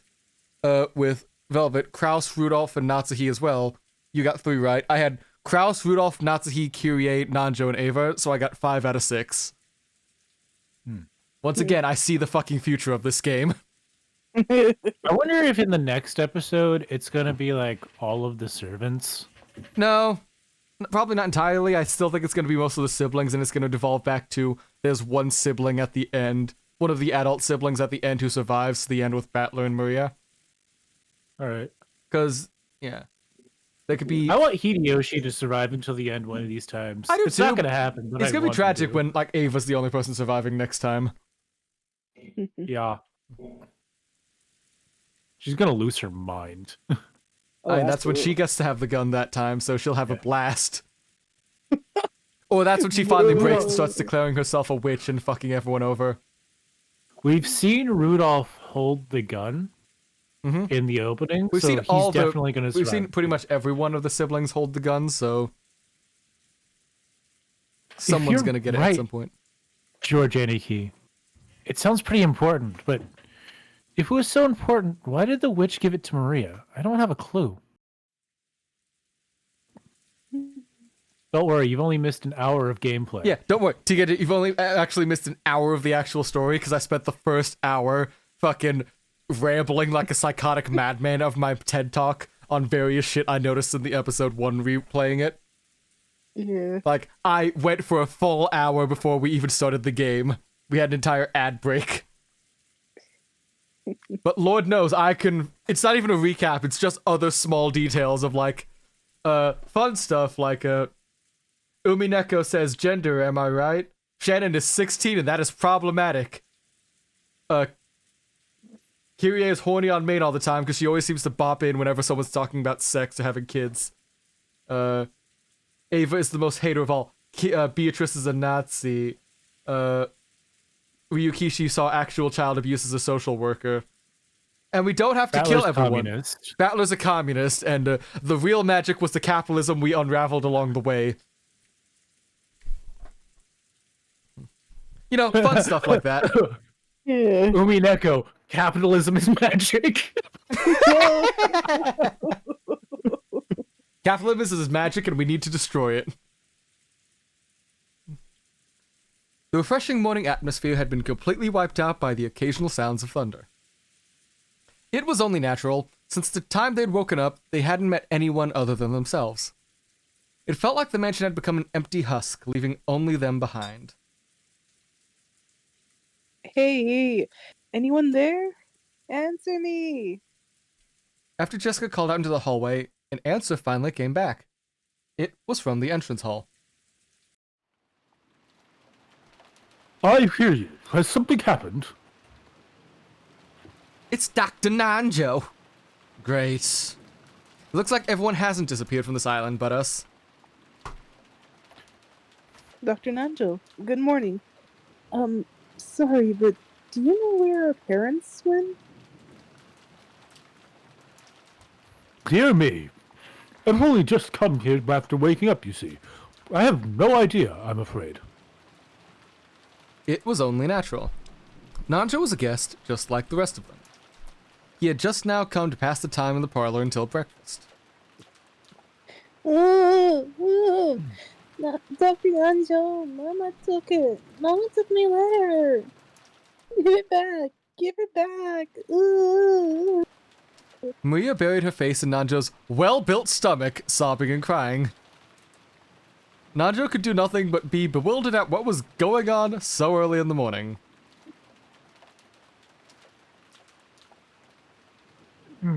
Someone's running this way. Jessica, someone's coming. From down the hall, they could sense people running hurriedly. When they looked, they saw that it was Gota and Kanon. Running inside the mansion should have been immodest for a servant, and yet, Battler and the rest didn't even think to question that now. Maria sobbing had become so unmanageable, they wanted to ask someone, anyone, where Rosa was so she could shut her up. But the two servants ignored Jessica as she waved her hand. Gota flew into the servant room, and Kanon, noticing that Nanjo was there, bowed and approached him at a quick pace and whispered something into his ear. What did you say? To shreds, you say? To shreds, you say? Good news, everyone! Good news, everyone! To shreds, you say? And what about his wife? To shreds, you say? And what about his brother? To shreds, you say? What did you say? Rosa-san is... Yes, I will guide you, so please accompany me. All right. This way. Without saying anything more than that, Kanon finally noticed Jessica and bowed to her, but he wasn't calm. He dashed back down the corridor. As Nanjo walked away, you're... Woo! Because Zoidberg is the doctor in that show. Oh yeah. He dashed back down the corridor by which he had come, followed by Nanjo. By looking at how hurried they were, Battler and the rest realized that something really bad happened. They saw Goto through the door into the servant room, which had been flung open. He had the telephone receiver in hand and was violently pressing the hook. From that, they realized that he was trying to call a hospital, or the police, or in any event, he was trying to call someone because some serious emergency had happened. Let's go see what's going on. Yeah. Mom, give it back. Give it back, my letter. It's an invitation to the Golden Land. Something like that. Why was that italicized? Yeah, no, that is a little unusual, isn't it? Because it has something to do with the prophecy. Generally, stuff is italicized when it's either like something of importance as like something important to the actual main mystery, something of note like happening on as like a metatextual solid fact going on. Because right now, hard italics like that are the closest thing we've got to like a solid, definitive, this is an actual thing that happened, use it as a solid fact. So, is that key one of the keys to help like unlock the whole fucking vault to the gold? Or something. Possibly. They didn't know what, but something was happening. Battler and the rest chased after Kanon and Nanjo. And then they realized. Kanon-kun had called Dr. Nanjo, but he hadn't called us. So he never should have followed. I wonder if Alice didn't regret her excess curiosity when she chased after that rabbit holding a clock. She did. That's like the entire story is her regretting chasing after the fucking rabbit.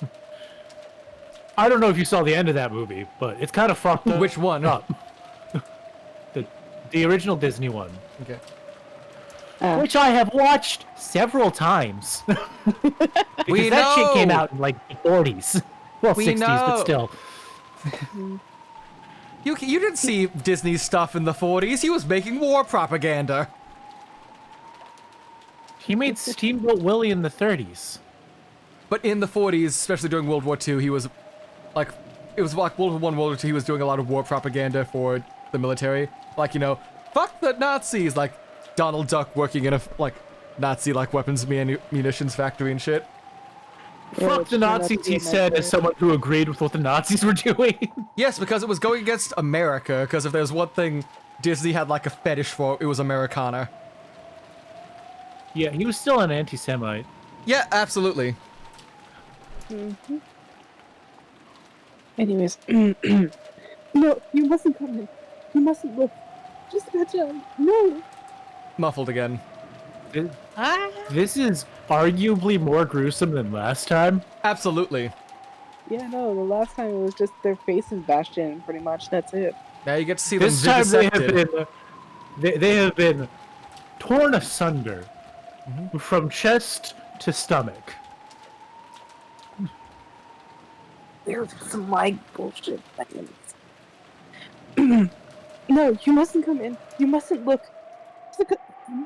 Jessica-chan, no. New song? Nope, just Golden Slaughterer. Damn. No.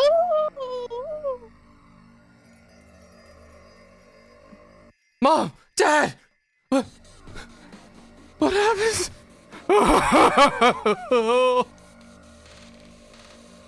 What the hell is this? There's a limit to how degenerate you can be. Isn't taking someone's life enough? What the hell is this? And after you killed them, you actually bothered to sit them in chairs, sliced their stomachs, and stuff a ton of sweets inside? Why the fuck would you do something so sick? Fuck this. Fuck this. Great work, shithead. Look how awesome. Look how fucking awesome. And then Battler's gonna cut out and say, pull out, like pan the camera out and say, "Yo, Beatrice, what the fuck?" I hope so. It would be better if you all went outside. There's No way they would want you to see them like this. Nanjo told the children to go outside, but no one lent him an ear. Rosa-san, please tell them. If they keep looking at something like this, it will do nothing but harm. Trauma!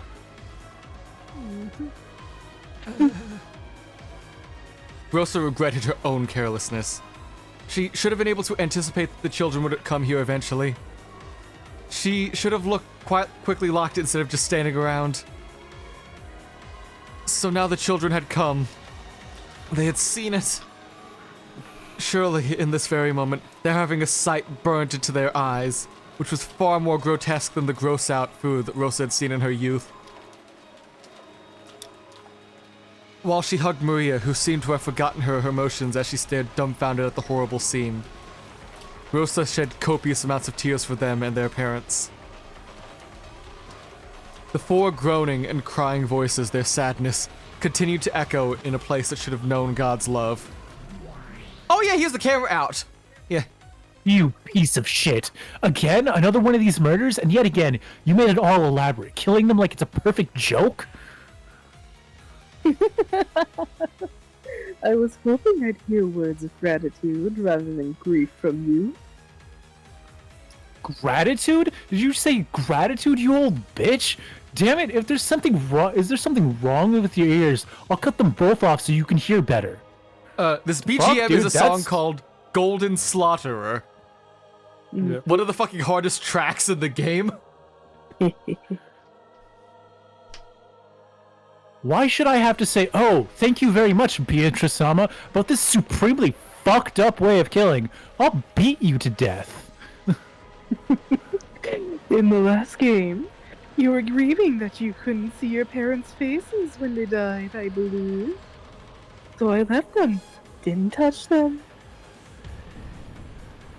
Take a good long look and see that without a doubt, your father and the others have been killed. Fight man, round one. Fight! Go, go, go. Throw hands. Really? Wow. You deserve full marks for top service. I'm so happy. I swore that if I choked the life out of you, I'd plow your face. Phrasing. But I'll take it back. I'll drag out your guts. Don't give in to emotions and stop thinking. My game has already begun, you know. I decided to leave the corpses clean this time. You know why? When you denied my existence in the last game, you denied me by thinking in the following way. There are no spare corpses around, therefore these are actually the dead family members, so there can't be like any doubt this is them, they are dead, etc. Hey, Case, have you ever considered shutting the fuck up? No, I don't think so. I think you know for a fact I will just keep going and spouting shit. Like how I predict with my next magic from Apollo. Ghost of Joestar looking ass. Indeed. Anyways, right, continuing on. That is, the faces are crushed, and so the identities of the corpses cannot be confirmed. Therefore, the possibility that fake corpses had been prepared to create an alibi cannot be eliminated. As long as that possibility cannot be excluded, the human culprit theory can be maintained. What? Thank you for the push-up and the sit-up redeem to you. How's it going? And thank you for the hydrate. Yep. I don't remember why my push-up redeem has a cooldown. I thought I turned that off, but oh well. Oh, it might... Yeah. Work was work, that's fair.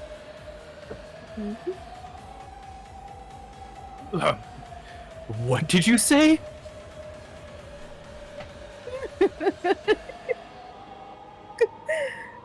Battler, are you sure you wish to leave the examination of the corpses to Nanjo? Isn't it traditional in mystery novels for the doctor who performs such examinations to be an accomplice? Incompetent dead. Like, incompetent, they're dead first. Or they're, like, compromised in some ways.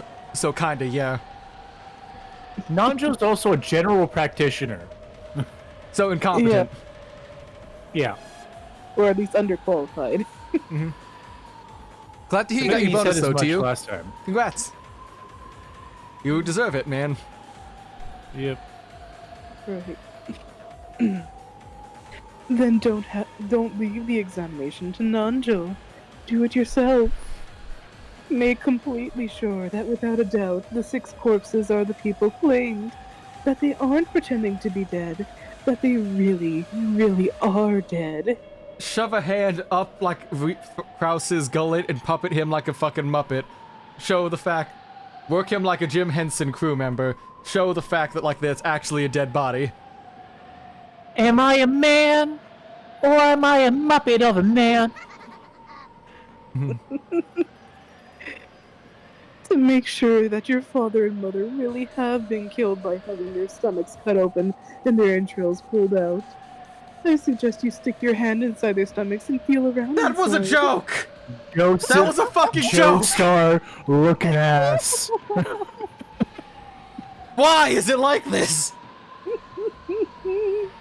Rikishi, your next line will be... Tell you. Yeah. Next line. Your next line will be Battler saying, I won't cry, and then going to investigate. Ooh.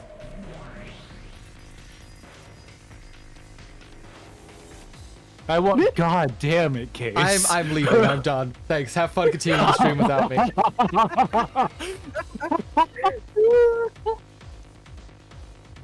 I won't cry. Case. I think he has to Case. come back.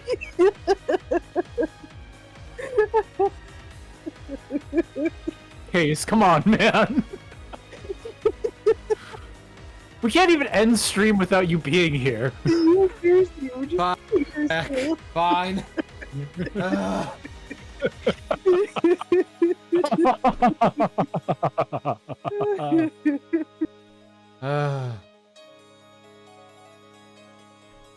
I won't cry, he says, actively crying. Battler's gonna try not to I'm sweating from my eyes. Shut up. Once more, I call on my power. Battler's not gonna try to be serious. Jessica's gonna be the emotional one this time and try to beat up Beatrice by running out of the chapel. Oh, I'm fucking done with this game. God fucking damn it. Damn it, I won't cry. Battler suddenly yelled. His tears were still dripping down, but as though scolding himself for being girly, he slapped his face hard several times with both hands. Even so, the tears wouldn't stop. However, he felt a hot blaze ignite in both his eyes. Whoever the bastard is who pulled this detestable bullshit, I will make him pay back his debt completely. So this isn't the time to cry. Think about what you're gonna do. Ah, this is no good. It's no goddamn good at all. If you have enough time to spare time, if you have enough spare time to cry, then think. This is not the time to be working in your lacrimal. Lacrimal. Your tear ducts. Don't work your tear ducts. That was just a suddenly very smart word coming out of this very dumb person. Nah, he's Fight Man. He's the smartest guy on the island, and that's saying something. Not just actively a doctor. Rather than pure hatred, maybe it was more of an evasive hatred to blot out his sadness. However, it gave little courage to George and Jessica, who were being crushed by sadness. That's right. Even if we cry, the reality of what happened here won't change. Damn it. What am I supposed to do then? What am I supposed to do for Mom and Dad? You're a little muffled. Rosa-sama, I have returned. Goda, what happened with the police? What did they do? What did they say to do? Did they say when they'll think they'll be able to get here? Regarding that, it seems that the telephones are out of order. I also tried the emergency wireless, but, perhaps it's the weather, but it isn't working either. What did you say? So you're saying we can't contact the police? It's her! She did something to the phone line and made it so we can't contact the police. I give up. When she heard that the telephone was out of order, Jessica immediately decided that it was the work of that mysterious guest. Her eyes were bright red after so much crying, and they began to grow even more red with rage. Yeah, there's not even any room for debate anymore. I understand everything. I know the truth. Who killed Mom and Dad? It's obvious it's her. It has to be that witch, or whatever who came yesterday. I'll grab her by the collar. Damn it! Damn it! Damn it! Jessica-chan, wait! Go-to-san, Kankan-kun, go! And now the couple departs. They're going to chase down Beatrice. And we're gonna get my other prediction that Canon and Jessica are gonna die next because they're the couple isolated at the moment. Truly a tragedy.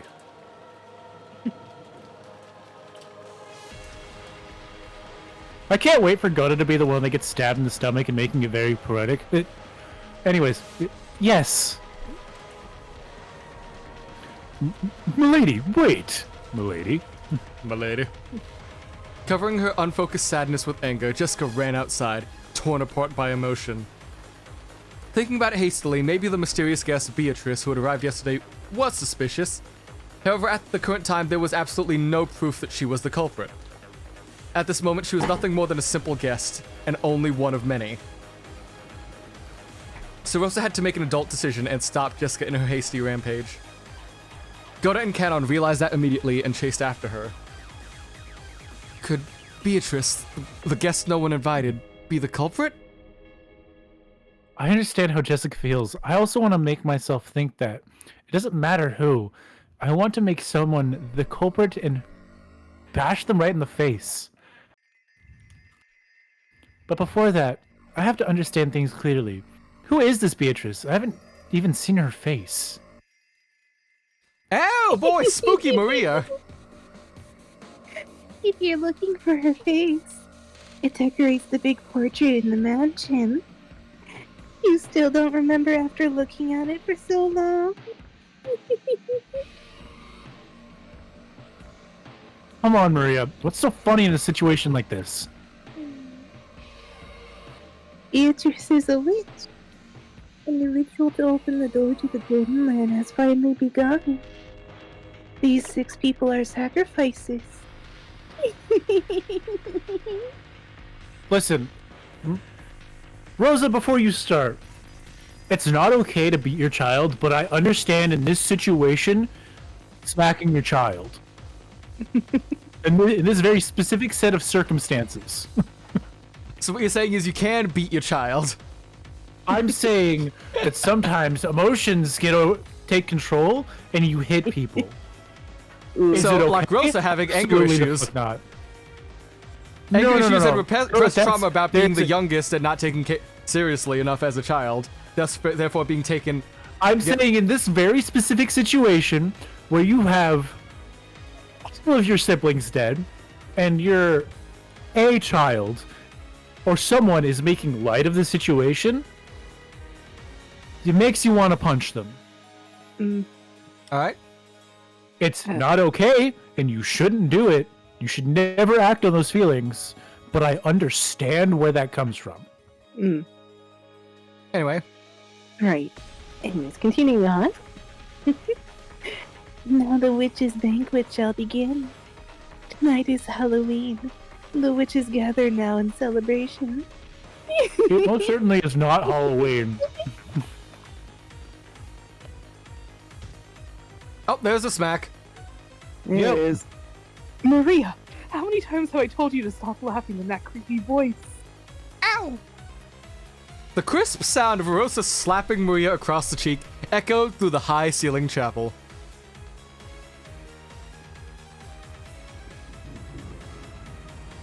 It kind of feels like ever since the rain started yesterday, no, ever since the island had become wrapped up in the typhoon, something has gone crazy. I'd arrived in Rokkenjima while it was clear and taken a nap because I'd gotten up early. When I'd woke up, it had already started raining. And after I got up, that's when it all started. Suddenly, a mysterious visitor arrived calling herself the Golden Witch Beatrice, and it feels like the world has started skewing bit by bit into something insane. What happened while I was taking that nap? During that time, had this island been cut off, trapped in a different world where common sense doesn't apply? It's my turn. I guarantee that's something he's gonna say. Who is this person called Beatrice? Is she some unknown person trying to involve themselves with the inheritance problem like our parents were freaking about all at dinner last night? Or is the culprit the witch from the Legend of the Gold, like Maria said?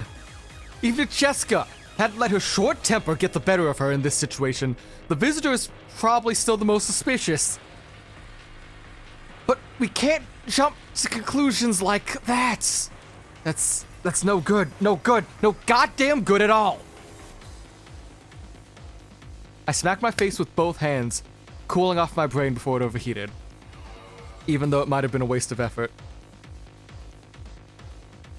This is one of Grandfather's envelopes. On a tray piled up with sweets that decorated the table, George and Nikki found a Western envelope which had the Ushiromiya family crest done on it in gold leaf. And it was unopened. So, doesn't this mean it was set for us? If it was something Dad and the rest read, it should be open. It seems your reasoning is correct. Look what's written here. It says, "To those who remain." Is that a letter the culprit left? What's inside?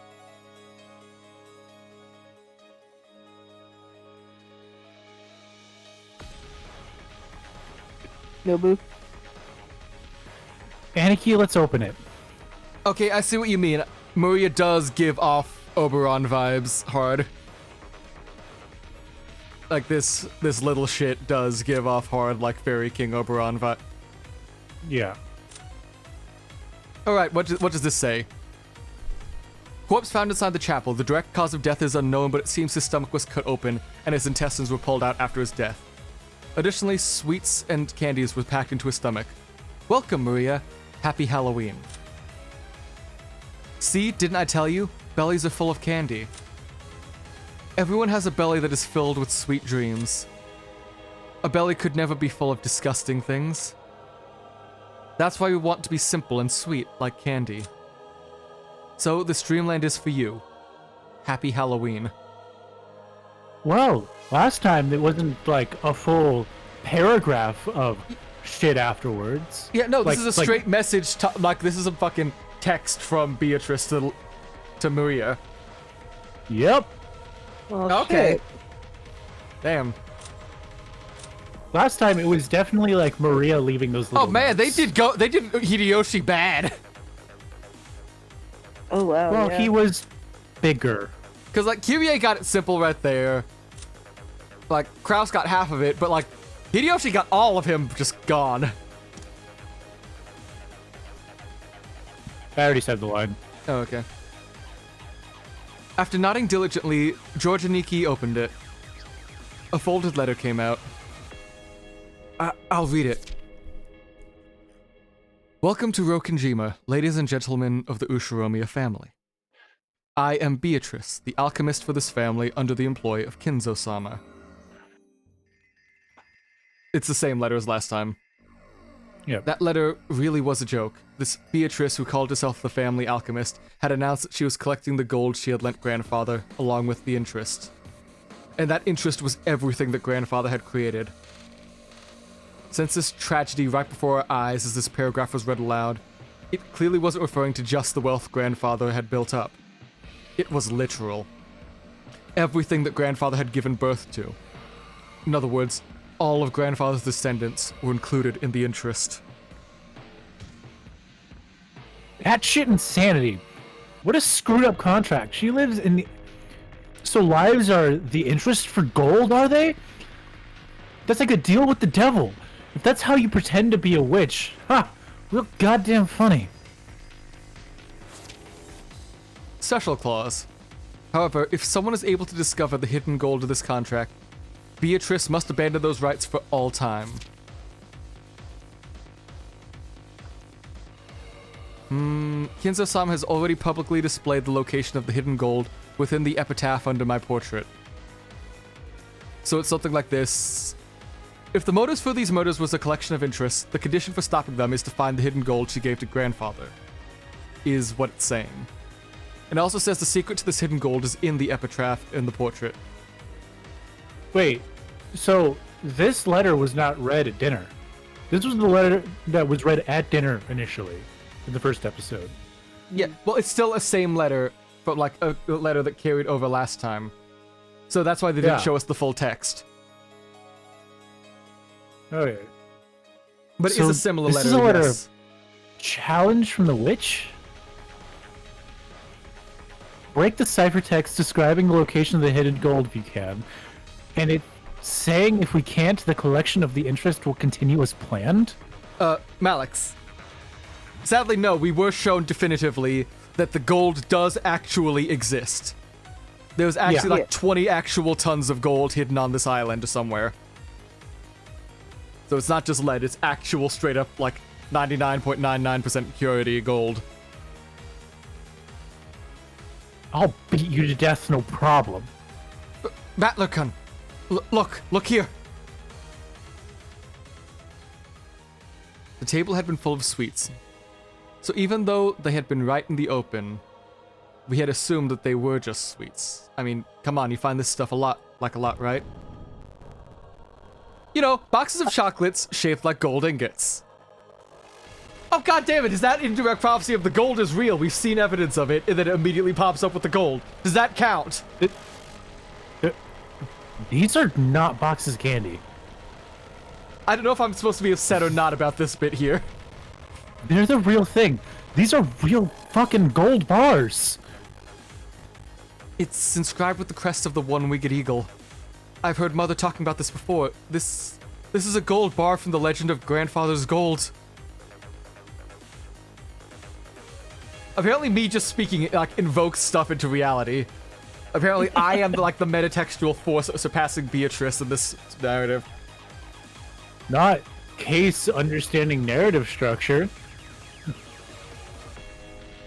So I decree, when Jessica and Canon break down, like, Beatrice's door, she'll magically be gone and disappear, and then pop up in and out of reality magically out of random to prompt Canon into defending Jessica and then dying. Oh. Gold ingots, 3 of them. So I decree, the game will end when Beatrice is off playing chess with Kinzo and he's like sobbing like a fucking Ice King finally getting a goddamn princess to like him.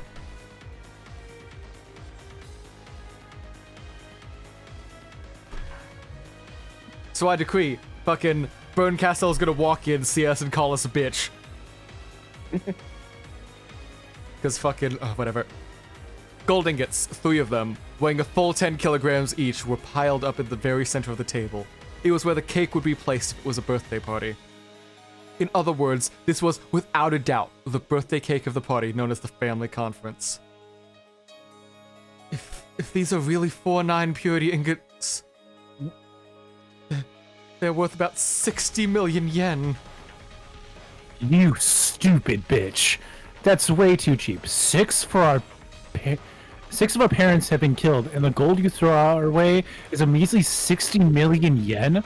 Don't take us for fools, damn it. Oh god, she's being freaky again.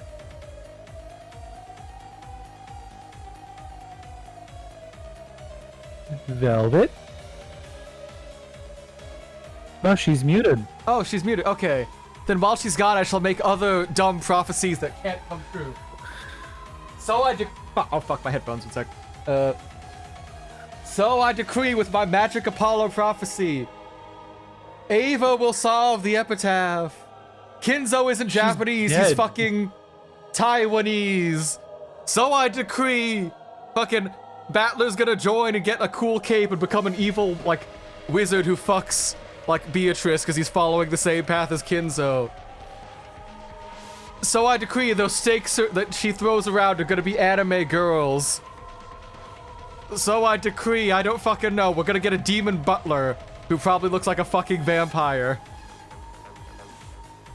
So I don't fucking know anymore. What else can I guess that fucking can't make sense but was probably gonna happen? I'm actually getting upset. So I decree, in part 2, Anji, the fucking sister that we never see, that's like the kid of Rudolph and Kyrie, she's gonna become the protagonist of part 2 at some point of the second half of the game. Because Battler went evil or something, and she's gonna have to fucking throw down with other witches and magical people. That's where she gets to do her fun, like, Tsukihime jump. So I decree Battler's gonna fucking lose this game in this round. Alright, am I okay? So I decree the count will be win, lose, lose for Battler in this game. He's gonna successfully solve the first murder and, like, say, oh, this is how you could get in. Then he's gonna fucking lose because Beatrice is gonna be a cheating little bitch. I don't fucking know. You can shut up. I've made like a dozen prophecies now, so. Sorry about that. My brother decided to interrupt with a call, not realizing today was the usual stream day. Then again, I barely say anything about it to him anyways. Okay. Yeah, no, that is absolutely an Oberon face right there. So, what did I miss? Not Battler. much. Yeah, they just like screaming. They figured out they need to go find the product of the gold. They put 3 gold bars in the middle of the table, just like right there. Yeah, say, I saw that part. Yeah. I saw that part. 4. It's just interrupted around that 3. part. It was 3. I need you to read George's line again. 4 9 purity ingots, so 9999. Oh. Gold ingots, 3 of them. Okay. So I decree, Beatrice has a fucking doohickey and is gonna shoot someone with it. Again with the doohickey. I'm gonna get use out of this one fucking image I made. I am very proud of. A little too proud.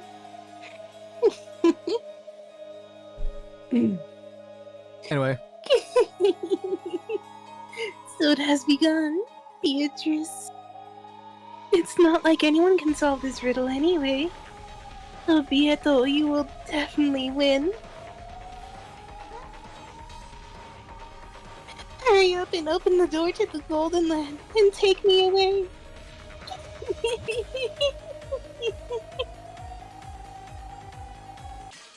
Oh, that's it. Okay. Oh, Alright. shit. How are you all feeling?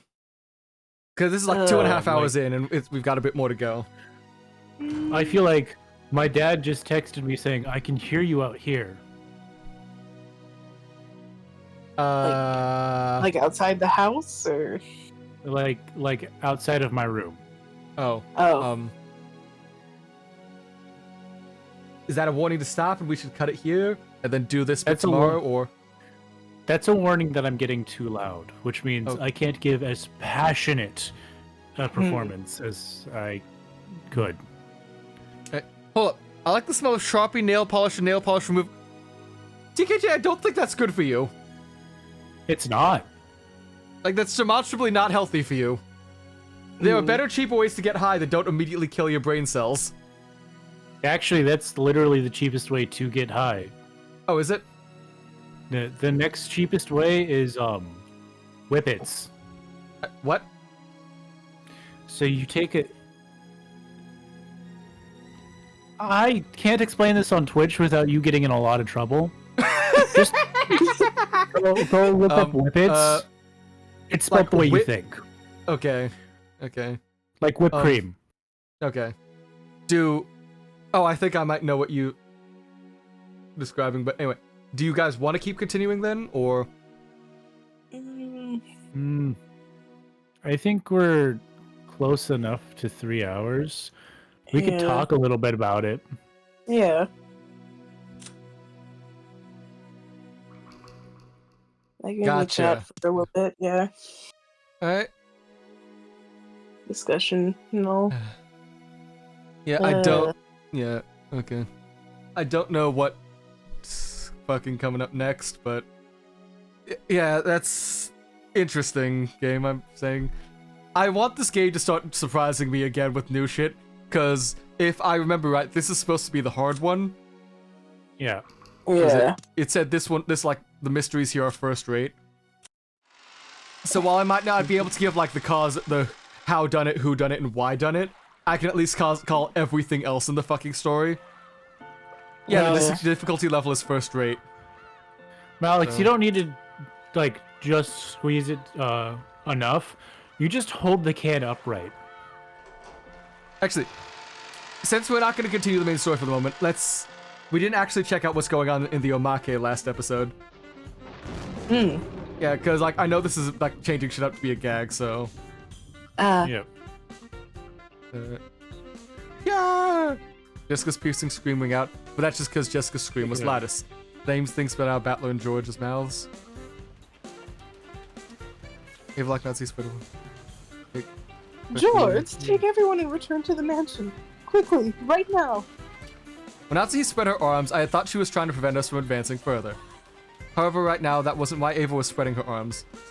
Because her arm is obviously doing something behind her back. What is she hiding there? Is this some kind of joke? Is it? Yes. Why is that red? Color. Why is it red? Is this some fancy red truth? Like, everything you see in red is actually, like, the true factual truth of what's happening in the world. Like, everything in red is an objective truth you have to believe to solve something, I don't know. I'd seen this cheap scene all too often. In manga, TV, anime, and visual novels about crickets that won't be released for 20 years. Higurashi means cicada. Close enough, but like... Yeah. This was just seeing something that appear in real life that I'd seen plenty of times before in some of those more sensational movies, isn't it? That shouldn't... but that suit. It's the old bastards, isn't it? I get it. Then that's Uncle Kraus, and Kyrie-san, and Auntie Rosa.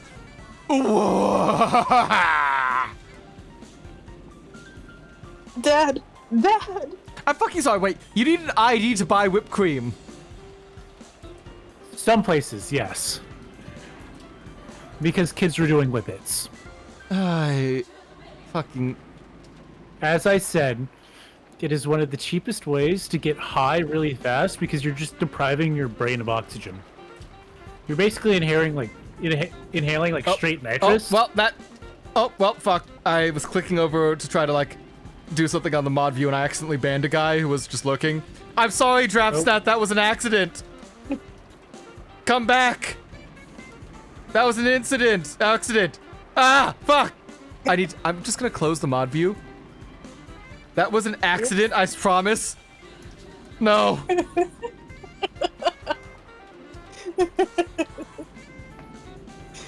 It's just a little funny. This is some Persona-ass music. I know, I'm really vibing with it, actually. Oh, yeah. This is like some shop music. Yeah. Persona 6, anyone? I'm just gonna quickly type an apology.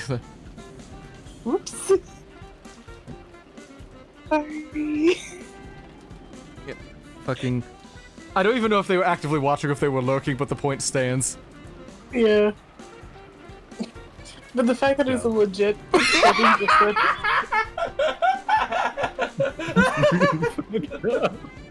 Oh my god. Yeah, this is you. I was like looking, I was like looking away for a second, then I turned my head when you guys laughed and saw. Oh shit! I love the omakes now. Yeah. You mustn't. You mustn't, Jessica. You mustn't go in. You mustn't look. Actually, Goda, he's really fucked up. That's going into fucking screen caps.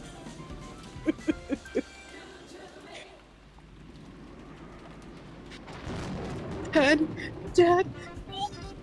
I can't wait for all of them to be like fucked up in the drunk sense. Rigor mortis is set in across the entire body. Probably 6 hours have passed since death. As far as I can tell by looking at the damage area.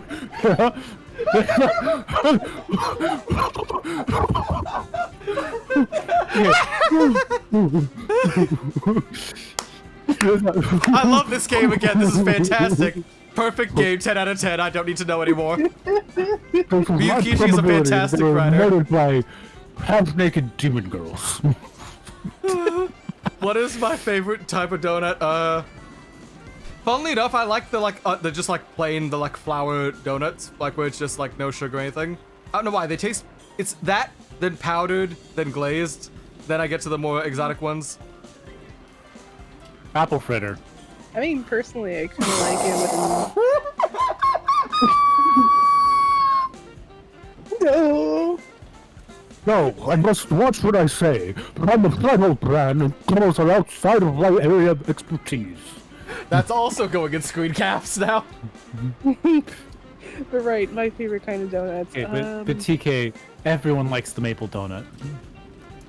Yeah, I mean, I think I'm kind of a fan of double chocolate, so like chocolate donuts that are dipped in chocolate. Alright. Okay, I'm so hungry. Exaggerated Hideyoshi. Do it, have fun. I'm hungry. I'm hungry. Aunt Nazi caught Jessica in her arms and Auntie Ava caught George and Nikki, so I was the only one who could approach the entrance to the storehouse. Ah, if there was only someone here to catch me too. I wouldn't have needed to have this horrible, evil scene burnt into my eyes. No, that's not it. I'm sitting here not because the people who would catch me aren't here, but because the people who would catch me are all sticky and gross, aren't they? Just as Jessica said, it looked like the storehouse used to keep the gardening tools and corpses and stuff. You know, the fucking gardening place where you just keep your corpses alongside the gasoline canisters. A lawnmower with extra blades, a grass sickle and a hammer, a saw in Hojo Tepe's left arm, piled up potted plants in bags of shit that you feed plants with, and treated the same, the corpse of several people who had been laid to rest there. No, they had been thrown there. I could tell them just by their clothes. That old bastard and Kyrie-san. Uncle Kraus and Auntie Rosa. Goda-san and... There's still more of them? How many people died? Fucking hell, I can't even count them on one hand, god fucking damn it! Although Grandfather could do it with his feet, right? Damn him. I didn't know whether it had been one of those gardening tools, which, if used for something other than their intended purpose, could definitely be wielded with a naked brutality. Wait, that just sounds wrong. Better not let Bioto hear me say stuff like that. That was amazing. I can't wait for us to be episode 2 to see what happens there. That is fantastic. There's a high probability there was half-naked demon girls. I fucking love it. I really put my lips into that one. I could hear. Oh, that was great. Did we actually get that song from that then?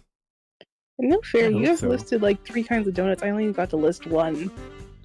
No, sorry, go on. You can list all the rest. Sorry, we got distracted by the gags. So along with the double chocolate, also seasonal ones, especially the ones that have things like strawberry jelly in the middle. Like, I remember Tim Hortons at one point during spring, they did these like flower-shaped donuts, and they had like strawberry jam in the middle and pink sprinkles. Ooh, fancy. Yeah. So I always like it when donut shops do seasonal things like that, or bakeries in general. I like the blueberry fritters from Sesame Donuts. Never had them. I'm also a Don't big think I fan have of any. just like plain glazed donuts from Krispy Kreme because Yeah. those are crack. Yeah. There's something about seeing them like glaze in front of you that's like hits different. They're so not like they're so light as like a thing, and then you bite into it and it's just basically air. So it makes you want to eat more, and then all of a sudden you've eaten a dozen donuts and you feel like shit. I agree with TKJ. I will take cinnamon rolls over donuts any day. Oh yeah, cinnamon rolls over it's been a while donuts. since I've had cinnamon rolls. And like I said, when it comes to donuts, I like apple fritters the most, which aren't technically a donut. I think I also find it hard to resist sour cream glazed donuts. Sour cream? Sour cream? Like, you put in sour cream into the batter and then you glaze it. The donut. Huh. Once it's cooked. No. I don't really like sour cream, so I'll pass. There's like one instance which I like sour cream, and that's mixed in with like several other ingredients to mask the flavor of the sour cream. I don't like it at all. Understand. If anything, it just like it makes the donut have a little bit more of a, I want to say, a more sharp taste. Like, it's still sweet, but it's like a sharp taste.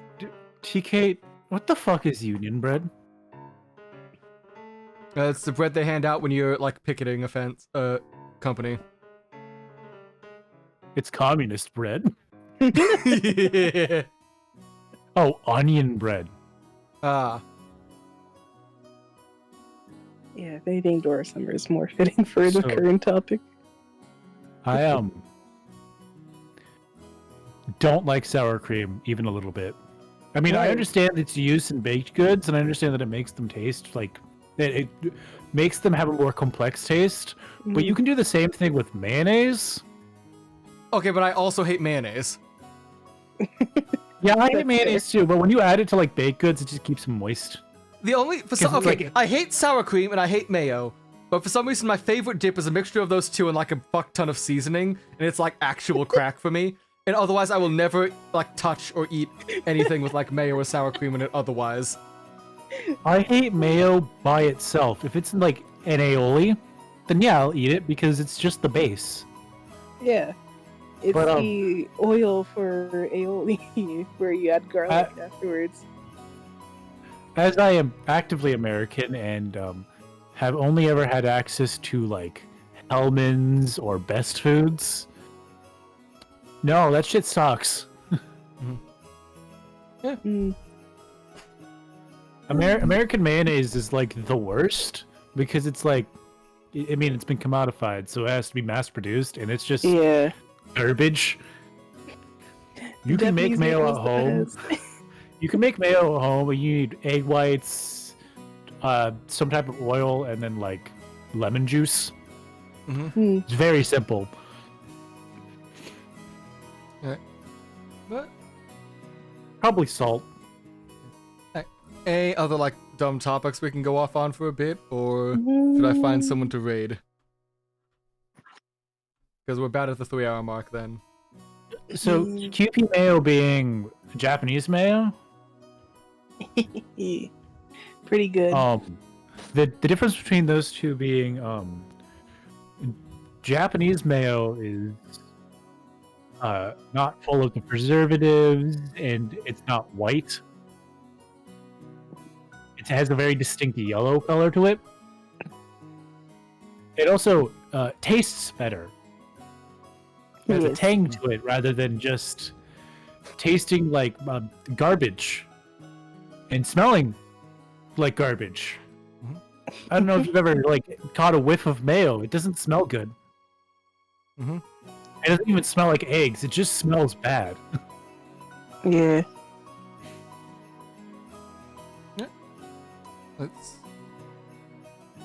I don't know if I can add to that because I just don't like mayo in the slightest, except for that one instance, so I can't contribute in any way. I used to work at a Hawaiian restaurant where I'd have to make like a bunch of mac salad, or at least I'd have to moisten mac salad with mayonnaise, which is to say there was too much fucking mayonnaise in that mac salad. The correct amount of mayonnaise for mac salad is just enough to have it be cohesive, but not taste like mayonnaise. Or you just don't add mayonnaise. It's a perfectly fine food without mayonnaise. You already have eggs in it. You don't need to add more. Indeed. Okay, I've good gotten a stalling. lot of Viewers shit. now live. Yeah, I've gotten a lot of shit over the years for not putting mayo on sandwiches. But like shit sucks, so I'm not gonna add it. I would put mustard. I will put anything but mayo oil on sandwiches. I have to always ask, like, I don't want mayo on this. Oh man, have you ever gone to Wendy's and you order a burger? You're like, I'm gonna eat this burger. The first bite, there's just the most mayo you've seen on anything ever on it. Yeah, it's like, oh, okay, guess I'm not gonna eat this Baconator. Yeah, it just ruins the whole experience. Mm-hmm. Utterly Because you're the like, worst. I paid like $6 for this burger alone. It's the reason I don't get fucking chicken sandwiches, because I never remember to order without mayo. Unless it's like the like ghost pepper ranch, because they don't put the mayo on that one. Anyways, yeah. Battler's a communist raid? The magic was capitalism all along. The magic was capitalism all along. Let's do that one instead. Yeah. The fucking weirdest raid intro for her to have to respond to. Anyway, thank you all for stopping by. We'll be on again tomorrow, continuing with this, and we'll see how much more my magic prophecy skills will pretend on with for this episode. Umineko, capitalism is magic. You gonna put in the raid message? Yeah, oh, fuck. Good I job, misclicked. Ace. Good job.